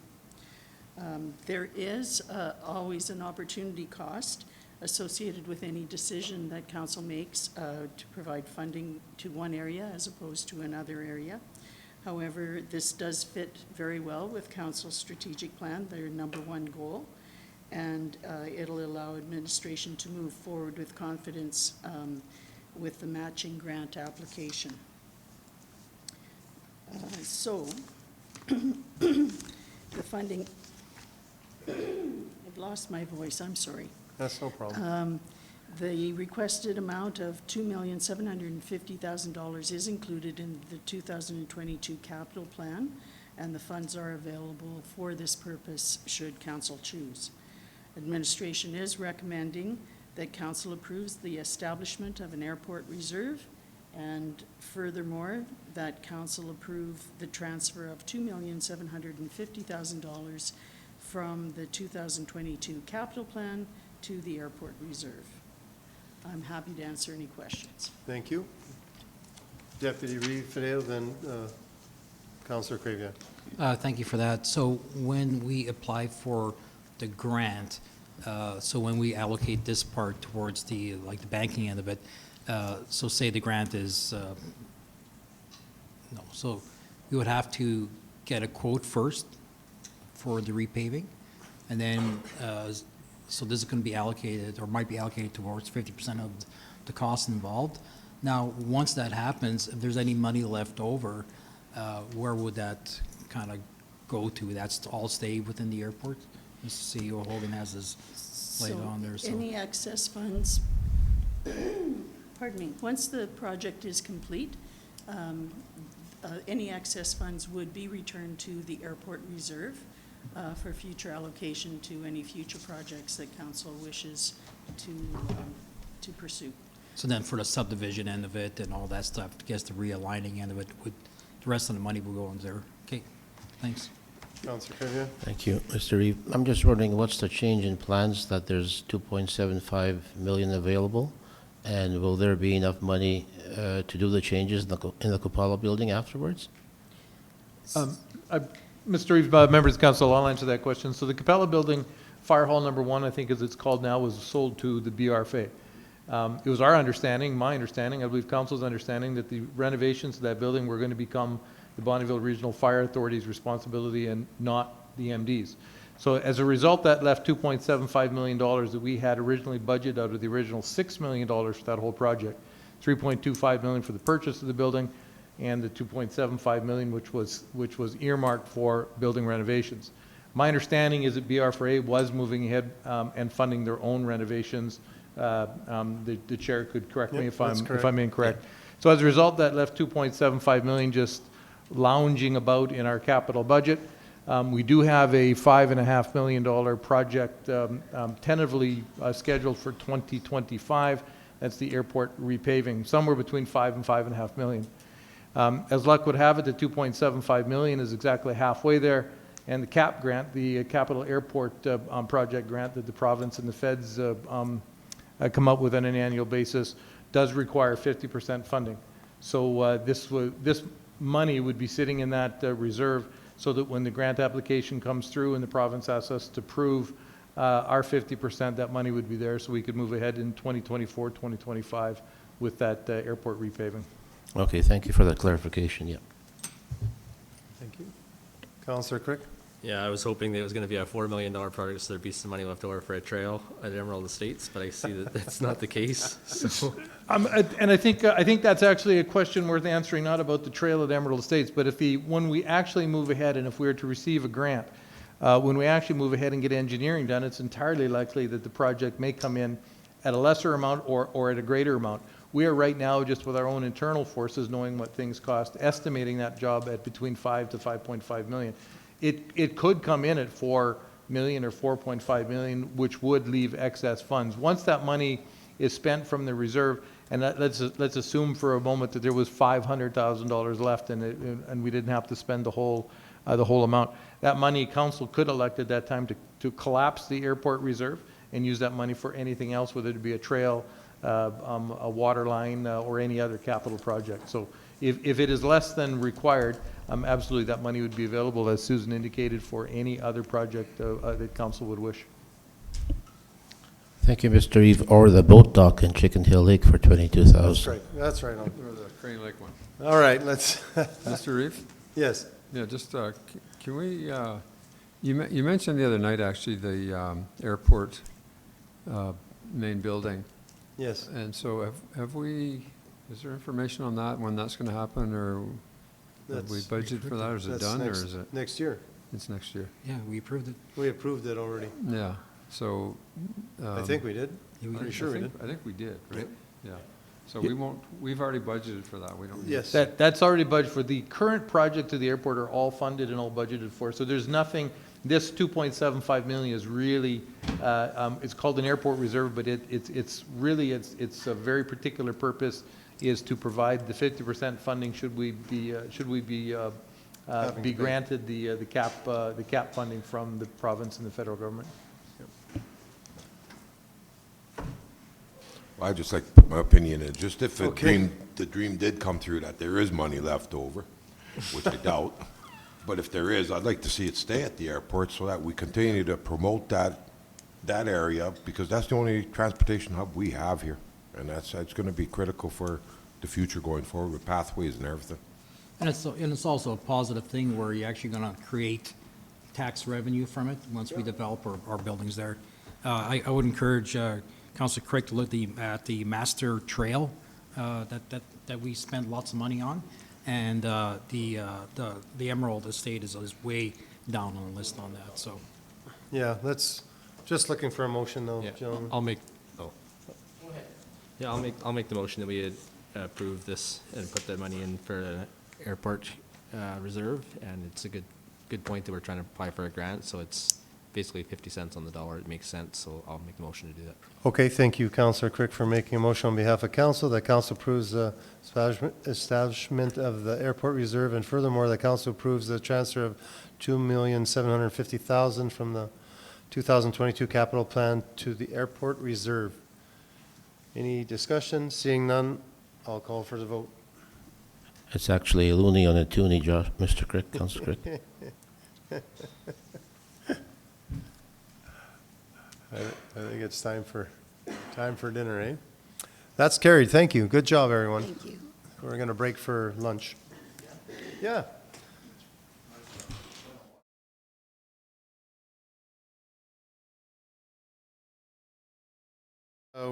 I believe we're going on to 9.4.5.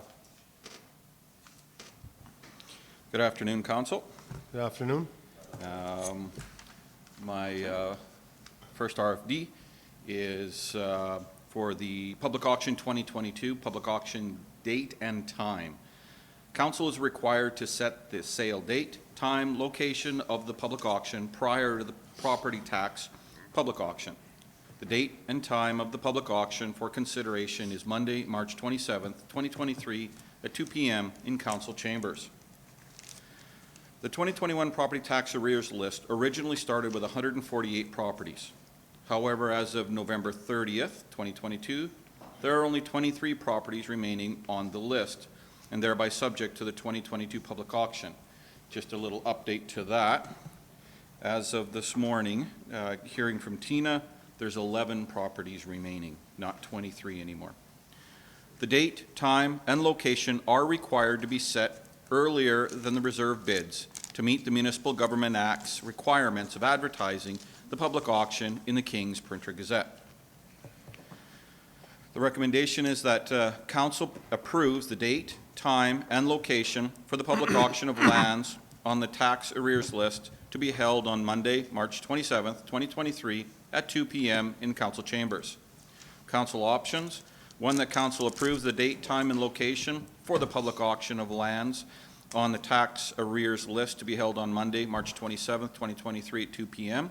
in Council Chambers. 2, the Council approves the date, time, and location for the public auction of lands on the tax arrears list to be held on at a date, time, and location of Council's choosing. That Council directs administration to bring back additional information on scheduling the public auction of lands on the tax arrears list for a future meeting of Council as instructed. Okay, thank you. Yeah, Deputy Reeve-Fideyev. Thanks, Mr. Zelko. I'd like to go with your recommendation of option 1 for March 27th at 2 p.m. Thank you, Deputy Reeve-Fideyev, for making a motion on behalf of Council that Council approves the date, time, and location for the public auction of lands on the tax arrears list to be held on Monday, March 27, 2023 at 2 p.m. in Council Chambers. Any discussion on this? Seeing none, I'll call for the vote.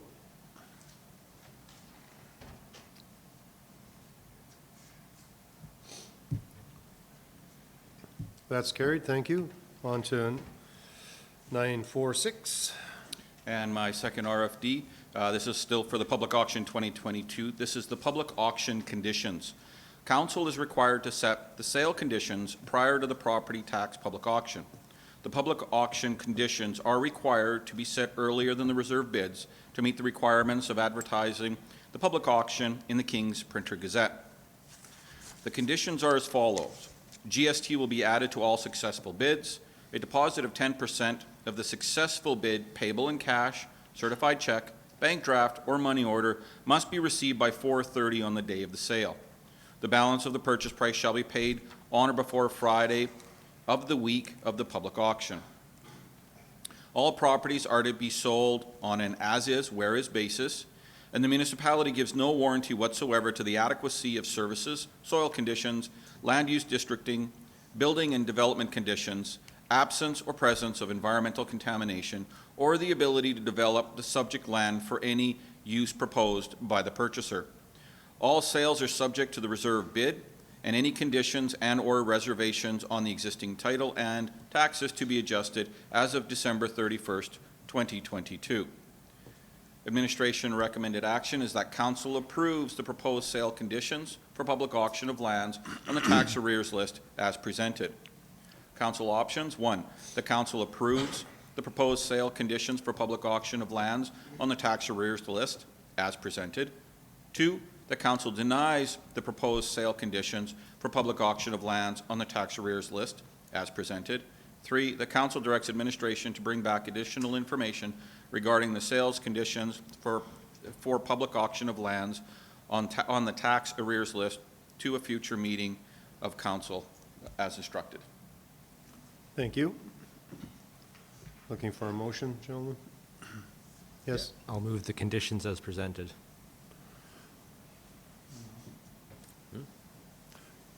Okay, thank you.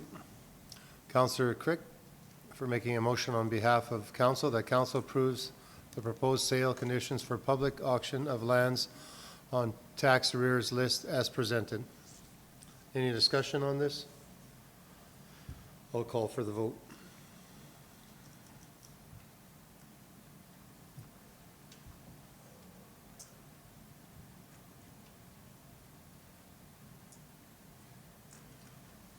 Yeah, my computer just crashed, so something happened here. I'm trying to get her going.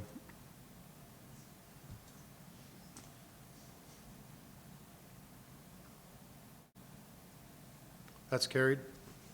Thank you, council. You're welcome. On to 9.4.7 FCSS. Yes, Mr. Eve, Councillor Kreviak will speak to that. Thank you. All right, we have an MD transportation grant, which we give to seniors who have medical appointments out of the area, like in Edmonton, for example. We have to make some changes, otherwise the $40,000 will be used up by perhaps early September. So during COVID times, we increased the per kilometer amount from 20 cents to 56 cents. We have to go back and just go back to 20 cents per kilometer. Also, the maximum that was allowed for a low-income senior was $1,200. And we'd like to bring that down to a maximum of $1,000. And for seniors slightly above the low-income threshold, decrease that from $600 to $400. And also, the claim period for the seniors is 90 days from the time of their appointment. And we like to make the claim period be 30 days because people who go in October for an appointment and don't claim till the end of December, we're not sure how much money is in the budget. So I'd like to decrease that to 30 days from the date of appointment. So these are the changes that the FCSS discussed to probably ensure the $40,000 would go to the end of December of next year. Any questions to myself or Councillor Crick? Just there's, with this policy that we have at the FCSS, the MD provides $40,000 for transportation. And at the current rate it's being used up, it's all going to be used up, like Councillor Kreviak said, too soon, like by August, September.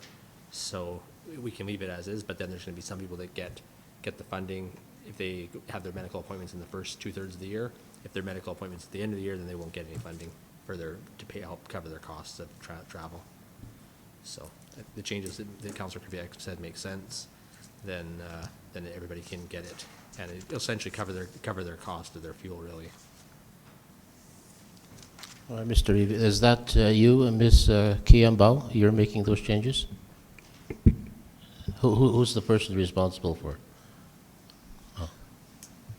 Okay, so Mr. Eve, I'll make the motion to approve the changes I just announced. Okay? Okay. Yeah, that's fine. Yep. Yeah, just, I guess, a question for clarification. Is that, because you have a fixed budget, are there more people using it and they're basically using it too quickly so that you want to reduce? Yeah, one reason is there are more people, there are more seniors who are aware of this program, so there's more seniors using this. And to keep paying the amounts we were, the $40,000 will be exhausted by, we were told maybe end of August, early September. So to make this go longer and perhaps for more people, more clients, these are the proposed changes we discussed in FCSS. Thank you. And Mr. Evatt, it's my understanding that this doesn't change the MD's budget.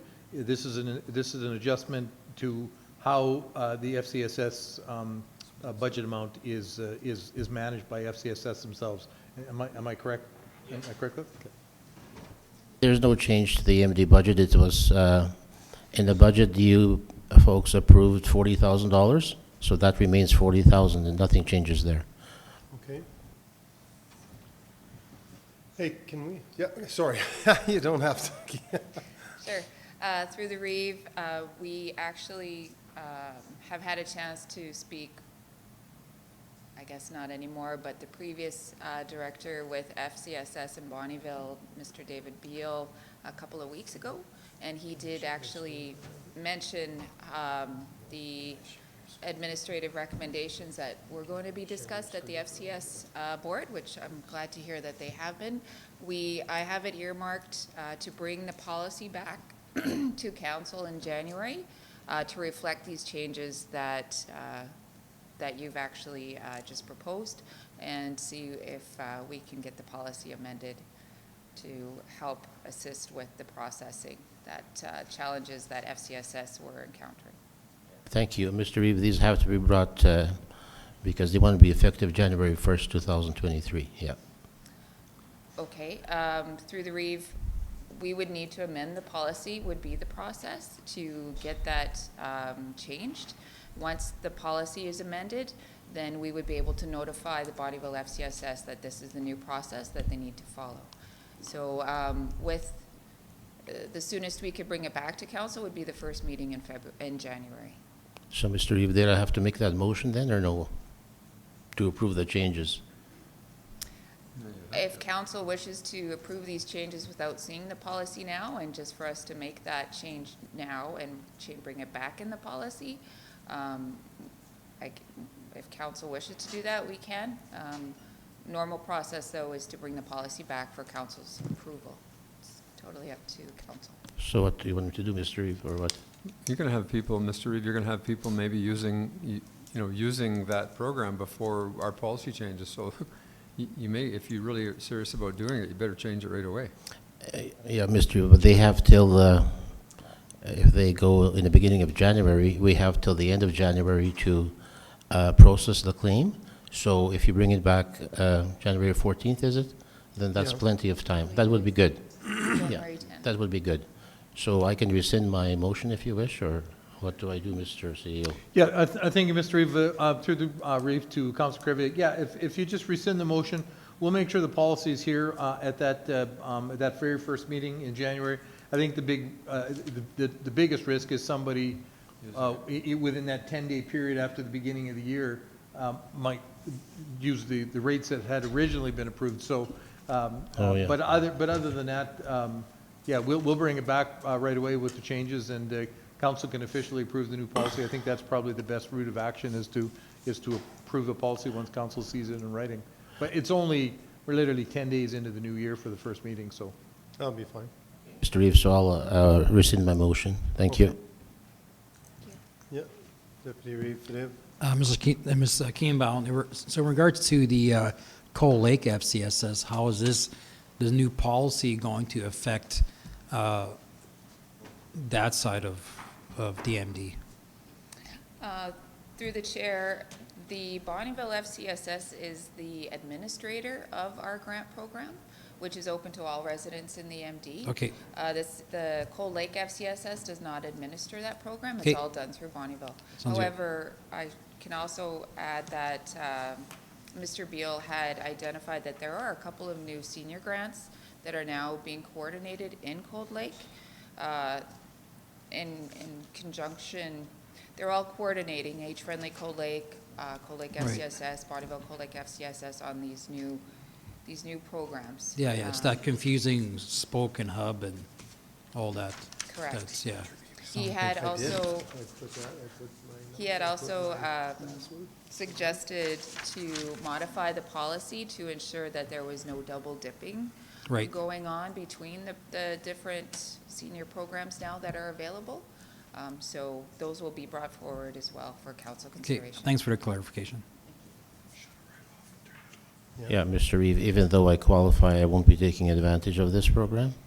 Thank you, Councillor Krivak. Thanks for that, Mike. Thanks for sacrificing yourself.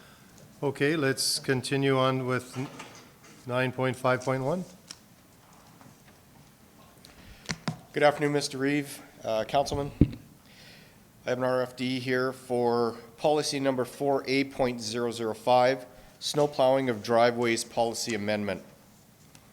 At the regular meeting of council on May 25, 2022, an RFD for snow plowing of driveways update was presented to council summarizing the number of residential driveways being plowed in a season and the costs associated with the level of service being provided.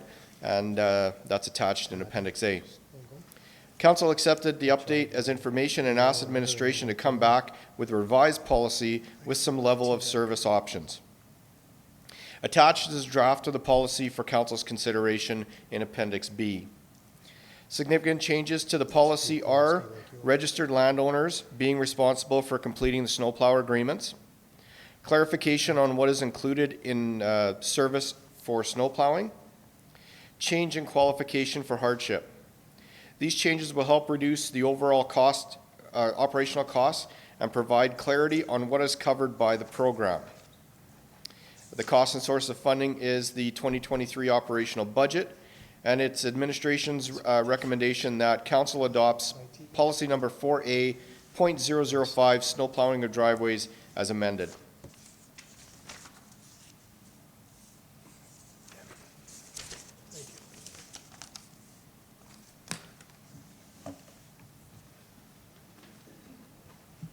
Thank you. Sorry, I'm just looking at this, things broke down here. Yeah, Mr. Reeve. Yes, go ahead. As we talked before, there are no flags for the hardship. They just fill the waiver form, correct? That is correct. Yeah. Any other discussion, or go ahead? Sorry, did we figure out that the waiver form could be signed at the locations where they get the flags, or no?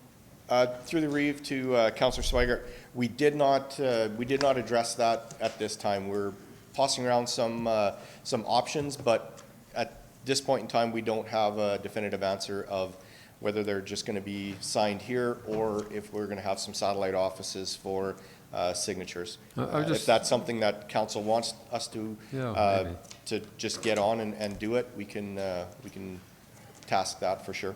I'm just wondering if there's electronic, I mean, we signed lots of stuff electronically now, maybe we can even do that, I'm not sure. Through the Reeve to Councillor Swiger, the problem with this program, particularly with the hardship flags, is it's based on age and or physical challenge. And both of those would have to be, there'd have to be a document, so they would have to submit back to us electronically proof of age, either, driver's license, other forms of identification, passport, et cetera. And they would also have to have something to indicate that they're actually physically challenged. Though both of those are hard to do just by having them sign our form, they're actually, the policy requires proof of both of those things. So that would make that very difficult to do. If we had satellite offices that could do this for us, a local store or something in each of these places, but otherwise, how do we have proof of age and or proof of hardship? Go ahead, Councillor. Thank you, Mr. Reeve. What about widows who have no means of snow clearing their driveway? Through the Reeve to Councillor Krivyak, that is addressed for if they don't have the means of clearing their driveway. 3A is the lack of means of providing or performing snow removal, and that they're over the age of 75. Now, the policy does not go that in depth to talk about widows or anything like that. So, it's an age requirement plus proof that you have you lack the means of performing of self-performing the snow removal. According to the policy, and through the Reeve to Council, according to this amendment, you would have to be over the age of 75 without a way to clear your snow to be eligible, whether if you were 73 and a widow or a widower or single or in some other fashion alone, you would not qualify until you're 75 years old. That is a requirement. It's not or over 75. It's lacking the means of self-performing snow removal over the age of 75 and for physically disabled residents. The and/or is for physically disabled, but anybody else who would be 75. I kind of don't like that part, but, you know, if you're under 75 and you have no means, very low-income seniors, for example, ladies by a widow, I think we should also help them out as well. I also think that if you're living alone in the middle of nowhere with no means, there's a lot of me as a son or as a daughter, I would have some serious safety concerns for my parents if they were out there. That's the reason I had to have a difficult conversation with my mom about that, and moved her into a place in town that she was actually taken care of. But I mean, there should be some serious safety concerns about that person being alone, stuck in the middle of nowhere. So it's a deeper conversation than that. Yes, Counselor, sorry. And there's nowhere in here where it says how long it shall take after they put a flag out. So I'm not quite sure how we deal with that, because that's always been one of the issues, that people put them out and then they call the MD and complain because you didn't get there within a couple hours or a day or whatever. The general manager can certainly speak to that, but our actual snow removal policy speaks to flags being done. They are the very last priority. Roads are done before somebody's driveway is done. So that is, unless council wants to revisit that and put flags, then it becomes a question of whose flags get done before somebody else's flag. So right now, flags are at the low end of the totem pole when it comes to priority for snow removal. And Mr. Reeve, if I may add to the CAO's comments, we do have an online flag process where they can purchase, residents can purchase flags online. There is no physical flag for that. They just call in and do that anyway. So in that case, they wouldn't be able to put a flag out. We do get a lot of those calls where the grader just goes by and somebody calls in and says, oh, the grader just went by, can they turn around? Yeah. The onus would still be on the resident to place the flag or place the call prior to the grader coming out there to make sure that we know that that's where it goes. If we pass by, if it's convenient for us to turn around and get it, if it makes sense, then we would, we would make that determination at the time. If not, if there's a foot of snow on the road and the roads need to be plowed, that's what's going to get plowed first. So. Councillor Kraviak. Thank you, Mr. Reeve. I don't like this 3A. I'd like to have a comma after snow removal and then put or over the age of 75 for physically disabled residents. Otherwise, I can't support this because there are people out there under 75, widows by themselves, low-income seniors who need help. Thank you. So if I may respond to that, Mr. Reeve, to Councillor Kraviak, for clarity, are you saying any resident, because it says for residents lacking the means of self-performing the snow removal or over the age of 75. If we have a 35 or 40-year-old person that lacks the means living by themselves, does that mean that they qualify under this program? Well, no, because they may have lots of money, though. And I'll, if I can further to do that, back when the discussion was had in May, council tasked administration to try to streamline this because if you go back to Appendix A, with the costs associated with this, we had an approximate budget impact of $105,000 with an approximate revenue of $24,000. So council tasked administration with revising the policy to try to tighten up the amount of users that we have on that. That's the reason for the drafted policy in front of you. So if we want to change that again so that council understands that there's going to be that significant budget impact, again, especially if we're going to open it up to, before it was 65 years old, now it's going to be anybody even under 65 lacking the means. Or else, Mr. Reeve, Yeah. sorry. Yeah, go ahead. You can put lacking the means over 65 for that one, and then it'll be okay. It's up to council. I'm just Yeah, bringing that's- things up. I'll revise Yeah, it how we you wish. We could read this we could So- place the words 100 different ways. So, Mr. Eve, I Yeah. would suggest that somebody make a motion, Yeah. and if you want to amend if you want to amend the motion that somebody makes, then do that through the amendment process, as opposed to trying to wordsmith it before a motion is made would probably be a much better way to go. Yeah, you're right. Can I just, can I just? Councillor Crichton, Yeah, yourself, sorry. yep. Yeah, I was going to do that. I'll make the motion that we approve it as presented. And we had the discussion in May. We can't provide every service for everyone. And I agree with Councillor or Deputy Fadea that if I had aging parents or grandparents that were struggling with their snow, I'd go and plow it for them. My parents don't live close by, but I do have a neighbor lady that's out there, and I go over like once a week when she's around and help her out if she needs it. It's just the neighborly thing to do. We don't have to have an MD program for everybody like this. So I think we should just pass it the way it is, and that'd be good. Okay, we have a motion by Councillor Crick on behalf of council that council adopts policy number 4A005, snow plowing of driveways as amended. Any discussion on this?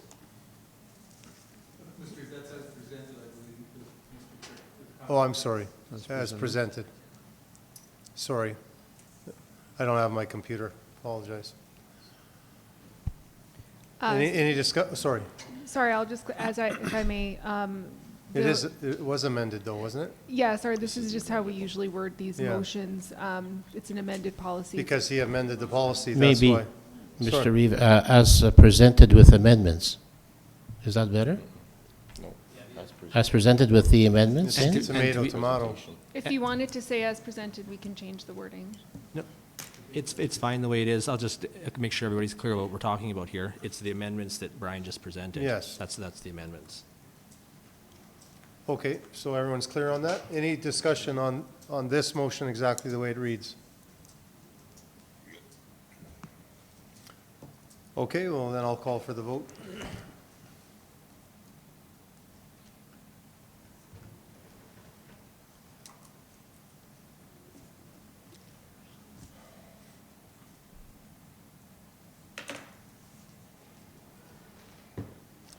This is carried.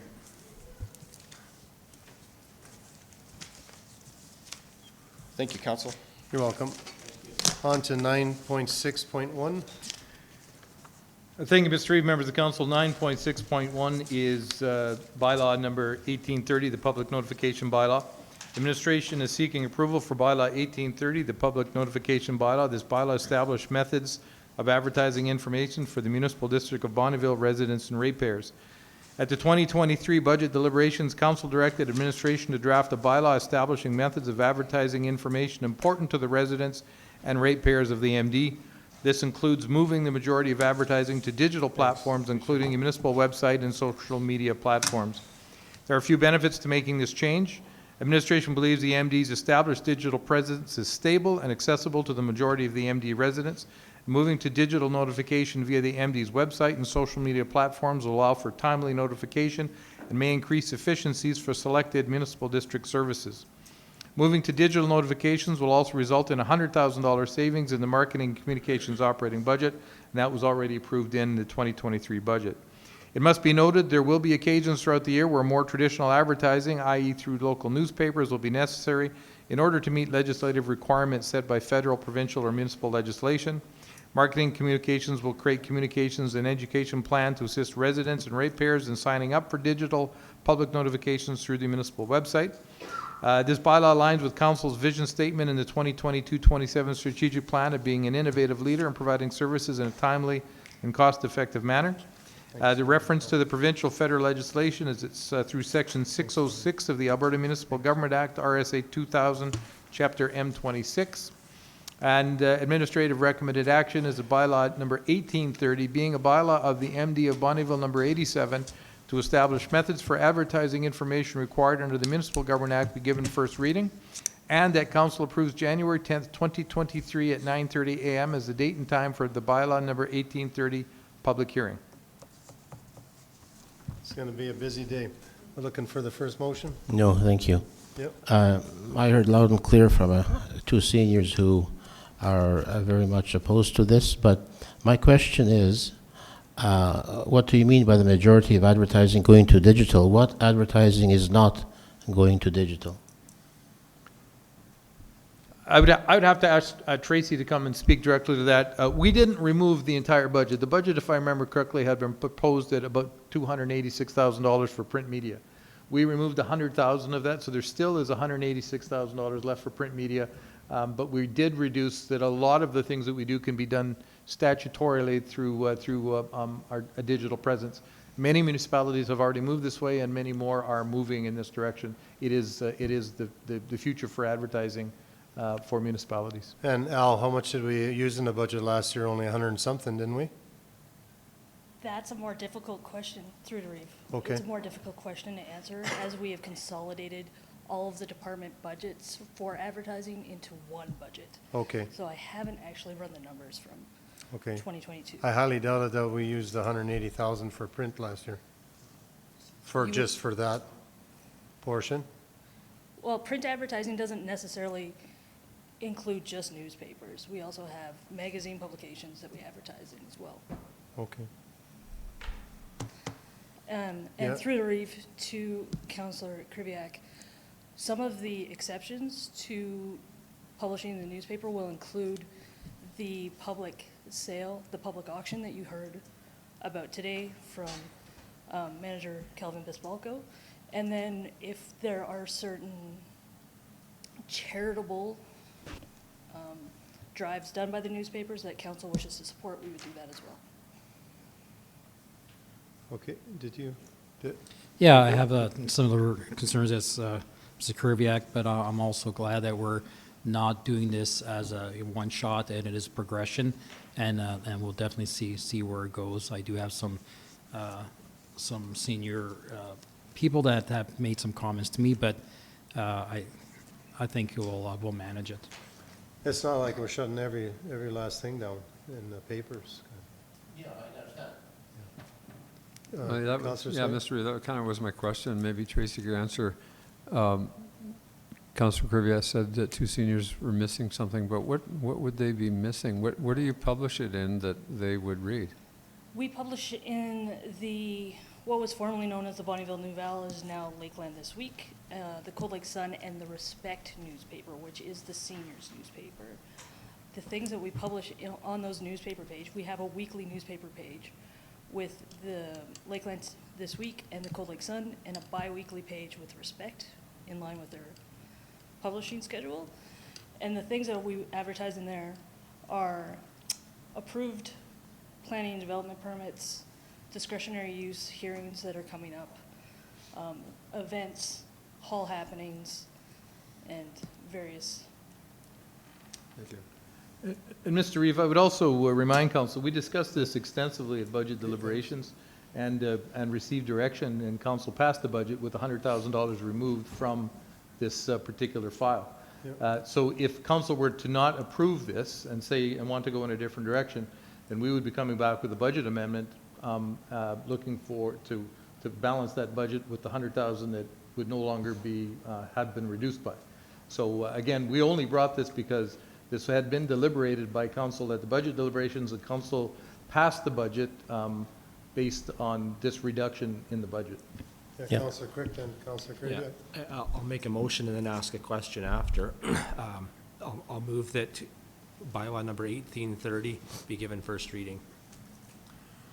All right, thank you. We have a motion. Thank you, Councillor Cook. We have a motion on the table on behalf of council that bylaw number 1830 being a bylaw of the municipal district of Bonnyville number 87 to establish methods for advertising information required under the Municipal Government Act be given first reading. Any discussion on this motion? I'll go ahead. I'll go to Councillor Kerviak. Thank you, Mr. Villa. I understand what you said, Mr. CEO, but the seniors did not hear about that when we were having budget discussions. So I was told about this just the other day after they found out about this. Thank you. Counselor Crick? Yeah, I do have this, share the same concerns with seniors, or it doesn't have to be a senior, it can be someone like myself, for example, that's, other than on council stuff, I'm not on the internet very much. And I see in there, though, there's 2.3C, the MD's opt-in electronic communications.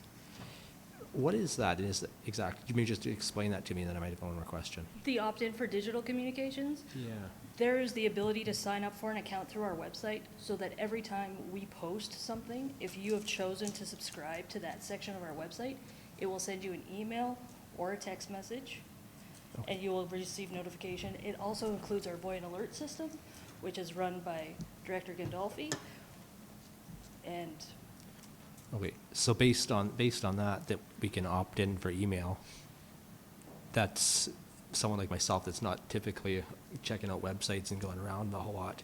This will really, I would get more information than I would on the newspaper, because again, if I miss the newspaper one week, or if I don't read it till Saturday, then this way here it comes to my email every time there's an update, right? yes, and it'll be more timely because as soon as we release the information, instead of waiting for the next publication date of the newspaper, it will hit your inbox as soon as I hit Yeah. submit. And which we can also help businesses and people doing developments to develop stuff faster if they want, because they don't have to wait for the next newspaper publication for that notice to go out. So I think it's a good idea. Any other discussion on this motion? Okay, seeing none, I'll call for the vote.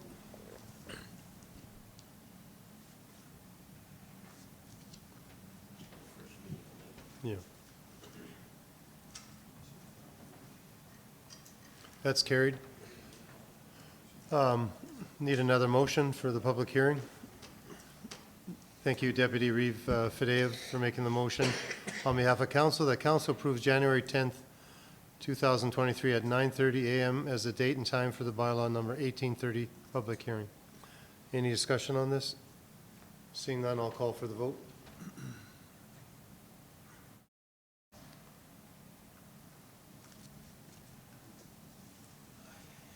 That's carried. On to 9.6.2. Thank you, Mr. Reeve, members of council. 9.6.2 is regarding the December 21st Committee of the Whole meeting. Council approved the scheduling of all 2022 regular meetings of council and Committee of the Whole meetings at the October 27th, 2021 organizational meeting. This schedule included holding a Committee of the Whole meeting on December 21, 2022. Administration is proposing to cancel this meeting due to its proximity to the Christmas break. If council proceeds with canceling the December 21, 2022 Committee of the Whole meeting, the items currently assigned to this meeting would just be rescheduled to either regular meeting in January or the next Committee of the Whole meeting in February. So our administrative recommended action is that council approves the cancellation of the Committee of the Whole meeting scheduled for Wednesday, December 21st of 2022 at 9 a.m. Thank you. Looking for a motion, gentlemen? Okay, Councillor Slipchik. I'll make that motion.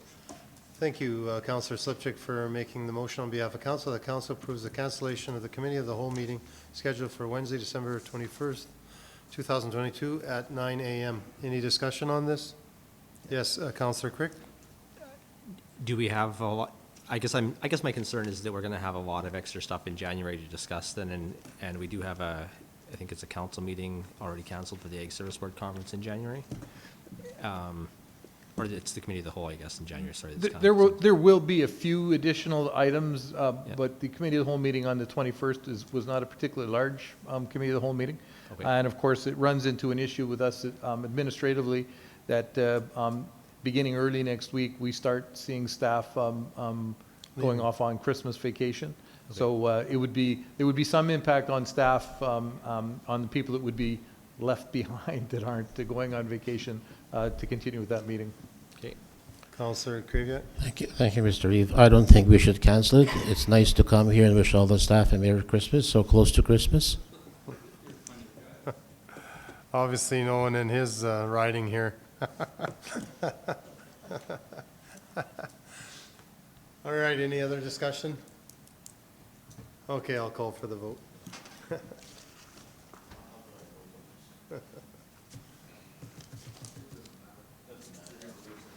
You're gonna lose, Mike. They won't, that's carried. All right, on to correspondence information. Thank you, Al? Thank you, Mr. Reeve, members of the council. I won't go through each piece of correspondence. However, I will point out to you 1012, which the question had been asked earlier, and I believe this was also sent out by email to council. The question had been asked regarding the changes to the victim services. So there is a response here from the board of directors, the president of Bonnyville Victim Services. So I would just point you in the direction of that to answer the questions that council had previously regarding the changes of that program. Any questions, councillors?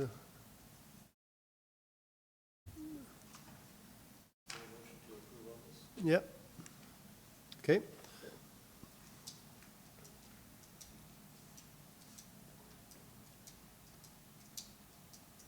Thank you, Councillor Kraviak, for making the motion to approve this on behalf of council, 1 through 14. Any discussion on this? Seeing none, I'll call for the vote.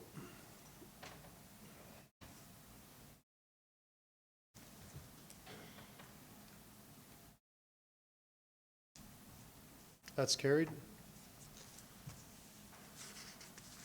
I guess we're going on to reports from members of council. Whoever would like to start first. Thank you, Mr. Reeve. The Cold Lake Regional Utility Service Commission, just an update, their waste or sewage system is going to be updated in 2023 and 2024. They'll start work 2023 and finish at the end of 2024. So that'll give them a brand new kind of sewage treatment facility with it's called a MBBR, moving bed biofilm reactor. So it's not just like fields of sludge and sewage. So about a $21 million project. There's a bit of a discussion about an initiative that Cold Lake may start. It's training students to get certified in wastewater treatment, and they may work with Portage College and get local kids or whatever to get involved in that sort of out of school or while they're still in high school, and work in their water waste treatment facilities. So it should be kind of a neat initiative. Alberta Care Coordinated Action for Recycling Enterprise. So that was in Leduc. There was discussion about the EPR program, which is kind of like a circular economy thing where all your recycling and plastic waste and all the waste gets dealt with differently. Extended producer responsibility is what it's called. So Alberta finally is involved in EPR. We're the last province to do it, but we're involved now. And the first thing they're going to do is start looking at paper, plastics, and packaging recycling. And it's kind of like a plastic water bottle or a pop can. There's an organization that deals with that, and you pay a deposit, and it's all taken care of because there's a deposit on that stuff. So they're trying to look at the same kind of thing for paper, plastic, and packaging. And so there'll be some town halls coming up in January, February, and our waste management guy, Brad Olin, will be involved in those discussions and figure out how it goes forward. And what else I got here? Municore, there was some discussion at the Municore about the completion of the Cold Lake to Bonnyville water line and how it kind of affected the trail, but more so just the trees, because a lot of the trees actually that were planted as part of that agreement have died and trees missing. So the Municore group will be working with the town of Bonnyville with that water service commission in Bonnyville to figure out how to kind of deal with that, and so that the town of Bonnyville can close off that water line contract. And I think there's about $64,000 left in the agreement for trees. So they're trying to figure out how best to retree the sections of the Iron Horse Trail. Waste Reduction Committee meeting, Councillor or Deputy Reeve Fadeev and I were at that one. I guess one of the new initiatives was that we now have 49 people signed up in the MD with waste account cards so they can go to the Cold Lake landfill. And I think so far about 25 people have used cards at the Cold Lake landfill, so that kind of helps out our residents and helps out Cold Lake. And then just, I guess, an update on the Riverhurst bin site. That's still, it's with legal actually right now, looking for an opinion on sort of how to move forward. I'm pretty sure we'll move forward with that waste bin site at Riverhurst, but just waiting for legal opinions. The MD uses K&K Recycling, and they do all the metal recycling at our landfills, and so we got a rebate of $11,300 from K&K for all cleaning up our landfills. We're talking about shingle grinding because we have a stockpile at the quarry of about 4 years worth of shingles and 1,200 cubic meters, and we're looking for a contractor to grind those up, and we use them as fill or road coverage or whatever.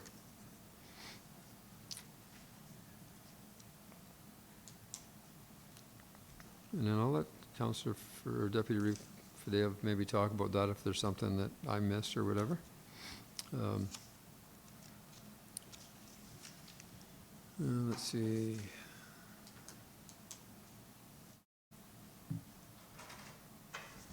Yeah, that's about it. Thank you. So here's my- Whoever else would like to go next? Sure, thank you. Yeah, carrying on with that.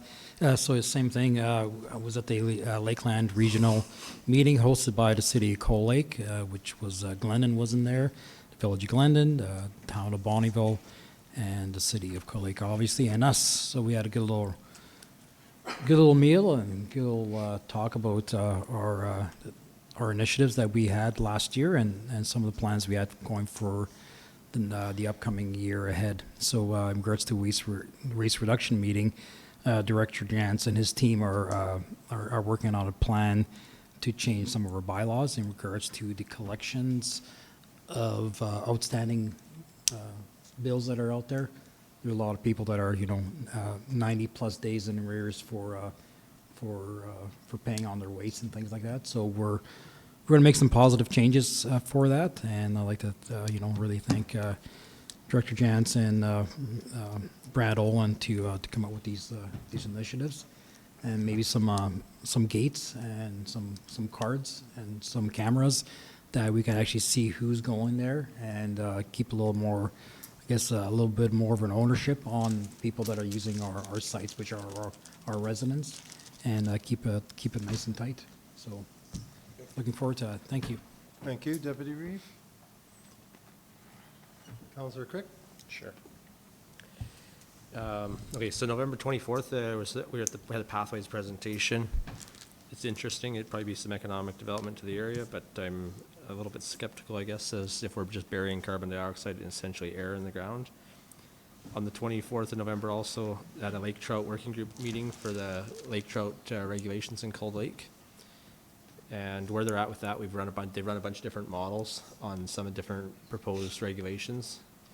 And they will be going to public consultation in January or February. So if anybody wants to, I'll keep everybody up to date, I guess, I don't know what dates yet, but when it comes out, we'll definitely be able to go there. On the 25th, had a Northern Lights Library Service meeting, just kind of standard procedures. We passed an interim operating budget and a BRFA meeting as well that day. November 26th, we had a Christmas parade. I didn't see my kids in the parade because they were on the opposite side of the road. But when I got home, they said that the MD's float was the best float that the parade had. So good job, all the staff that worked on that. No bias there. December 2nd, there's a the BRFA, the firefighter supper in Glendon, their service awards and appreciation. So that was good to go to. December 3rd was our MD Christmas party, and that was just I thoroughly enjoyed that evening. It was nice to see all the staff there, or a lot of the staff. I guess not everybody showed up, but a lot of people did, and to see the awards and the long service awards that the staff were getting. So we have such a great staff here, and thank you all for the amazing job you guys do day in and day out. Also on that note, the Beaver Dam Hall had their Christmas supper the same night, which I wasn't able to make, but they asked me to pass on a big thank you to the transportation staff for plowing the snow around the hall. So thank you to that, Brian, and if you want to pass it on to your staff, they were really thankful for the snow clearing there. December 5th, we had our MCC and MDP workshops, and good information there. And December 6th, it was light up the Christmas lights in Fort Kent, which was, again, thank you to the staff for putting on another great event, and also in Ardmore the following evening. December 8th, we had FCSS meeting. It was David Beal's last board meeting as director, as he's retiring after 40 years of service there. And on the 10th, we were in Fort Kent for the Ardmore Fort Kent Firefighters Christmas Supper and Appreciation. And also wanted to make note here, there was Councillor Swigert received a 40-year service award at the Ardmore Fort Kent Firefighter Christmas Supper. How is that even possible? Yeah, we didn't think you were that old. No, 40 years, that was pretty cool. That's a very long time, and thank you for your service. So neat to see him get that. And then on December 12th, we had the regional dinner with the City of Cold Lake and Town of Bonnyville and the Village of Glendon in Cold Lake. And I think my biggest takeaways from that meeting were that there's issues with our healthcare and Highway 28, and they kind of both come together especially when we're having EMS transporting people to Edmonton. So just we'll keep lobbying the government, I guess, and asking for Highway 28 to get fixed up and improved. And it's unacceptable the way our healthcare system is right now, that we're having emergency room closures as if we can plan our emergencies. So hopefully that gets rectified in the near future, but yeah, that's it for me. Thank you. Just have a question for Councillor Crick here. So you said the lake trout program? Yes. So, if you were fishing in Cold Lake on the Saskatchewan side, would you have to claim that on the Alberta side? It's a good question. So the provinces have an agreement on that lake that they share the regulations, and the current regulation is one lake trout over 75 centimeters, which apparently is relatively hard to catch one that big. And people say if you want to eat one, they're tough and woody, not great for eating. Let them have babies. Yeah. So we had 3 meetings, and we discussed different options for regulations, because they said the population's come up quite a bit, and it's at a healthy state now where we can maybe allow a little bit more harvest opportunity. That's why it's coming to public consultation. The people in the room, there was about, 12 of us, and some of them were wanting to see more of a trophy fish, so not so much of a harvest opportunity. But again, it's open to public, so when the public consultation comes, that's a good opportunity for the public to go to, probably in Cold Lake, to have their input on that. Yeah. And on your question though about registering your fish on this Alberta side, one of the preferred regulations by a lot of the people that were in the group was a tag system, so that you could keep a smaller fish and not have to take something so big. But they said that's not an option because Saskatchewan doesn't have a tag system, so they have to go with something else that both provinces can do. So you'd think in this day and age that we could have a system that would work, whatever system we could make it work for a lake, but apparently not. Thank you. Thank you, Mr. Reeve. I went to many of those things that Councillor Crick said, just to save time. I also had HSAA negotiations. We reached an agreement. It took us 4 days and an hour or so on a 5th day to sign. It's only a 19-month agreement from September 1st of this year to March 31st of 2024. So beginning 2024, there's going to be negotiations from both AHS and HSAA also. Had a lodge meeting. We'll have to raise our requisition a bit because there's 25 empty rooms in the Bonnie Lodge and 15 in the Cold Lake Lodge. FCSS, I'd like to touch on that a bit. January 3rd, the new director starts work here. Her name is Rachel Lavoie, and she's a family lawyer, so hopefully she'll be around for a while. How can I put this here? Director Beal had a Zoom meeting lately, and I guess the camera was left on, and the person also left their laptop on. So I will go into detail, but let's just say that Mr. Beal is going out with a bang. That's it for me. Thank you. Okay.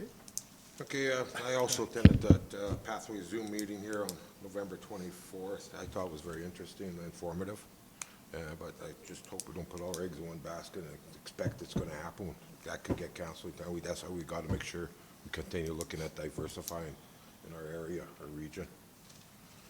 Another thing is I went to on the 27th to Taste of Home, which is Ronald McDonald House Charity.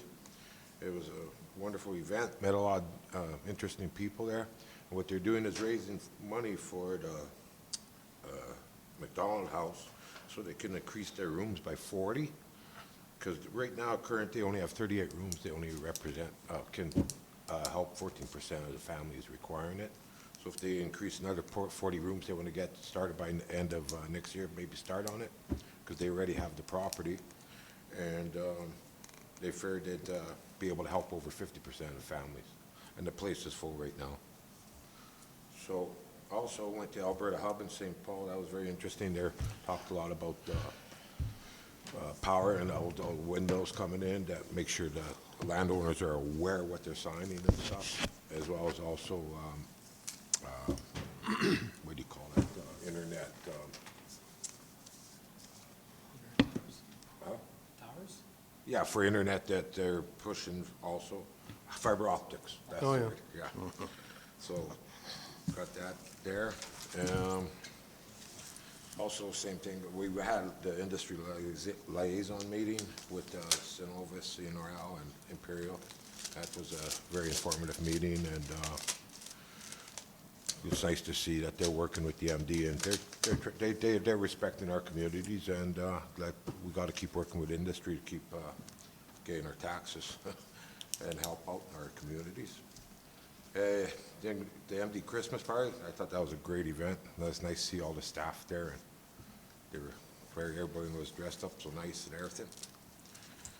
Also, I attended a LAR board meeting on the 5th, and there's going to be they got a drone course coming up here in January, so you can get licensed and everything, and so we could keep that in mind and let all the people out there listening that they get a drone session that can be they're putting on. So as I know what date that's going to be, I'll let you guys know.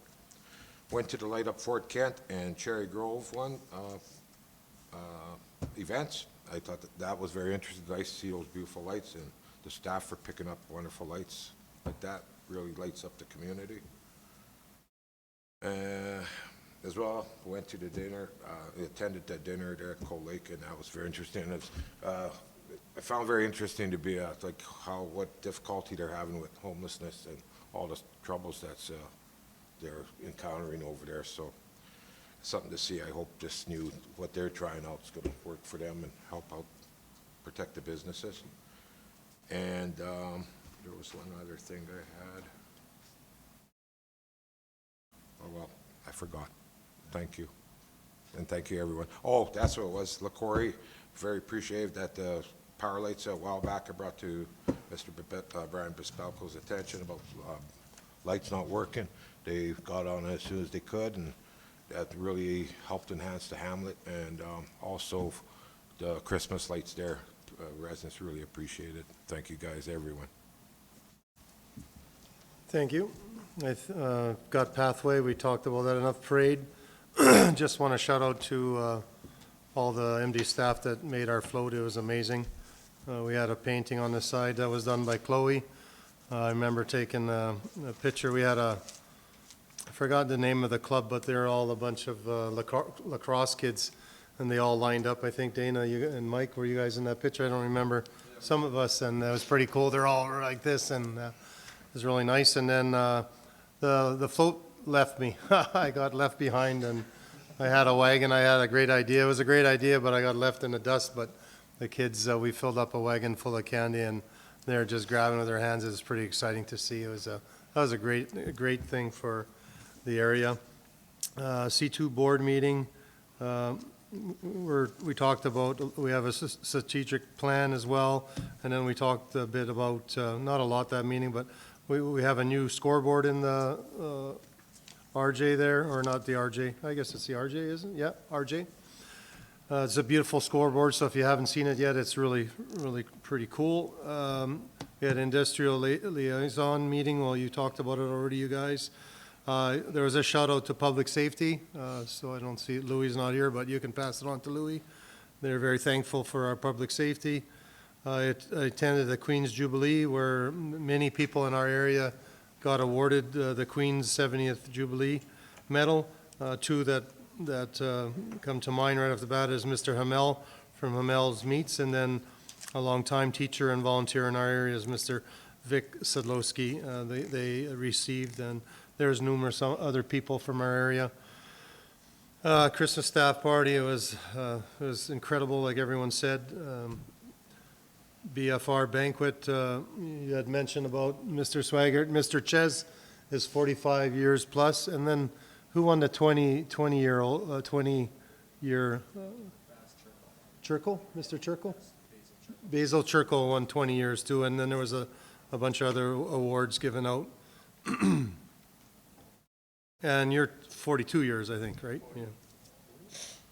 42. You couldn't give the awards in those few years, right? And then we had a physician recruitment meeting here the other day. We talked about a lot of different ideas about, getting people into our area. It was a great meeting, and we're working on it to try to bring more, physicians, nurses, anybody that works in healthcare, or providing information for people that might want to become a nurse or a nurse practitioner or whatever. So it was a very good meeting. There's a lot of people that know a lot about that stuff, a lot more than I do, but they had a lot of good ideas. I was very impressed. So that's it. That's it for me. Anybody else? Any other? Well, thank you. Al, we're good? Okay, I need a motion to go in camera. Make a motion to go in camera. Thank you. Call for the vote. I guess our computers are all shut off. We can hand do it. All in favor? Carried.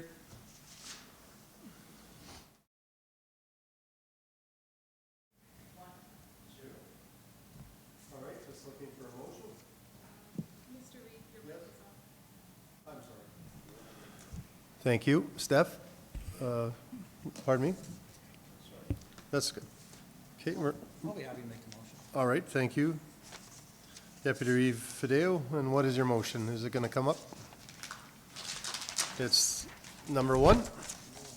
Okay, thank you, Deputy Reeve Fideo, for making the motion that council approves a 1-year extension to the Bonneville and District Leisure Facility amending memorandum of agreement dated January 21st, 2009 between the Municipal District of Bonneville and the Town of Bonneville and Bonneville and Leisure District Leisure Facility Corporation. Any discussion on this motion? Seeing none, I'll call for the vote. Are all those in favor? Carried. Thank you. We have nothing else, Al, so I need just a motion for adjournment. Thank you, Councillor Crick. All those in favor? Carried. Thank you. Great job, gentlemen, staff, everybody.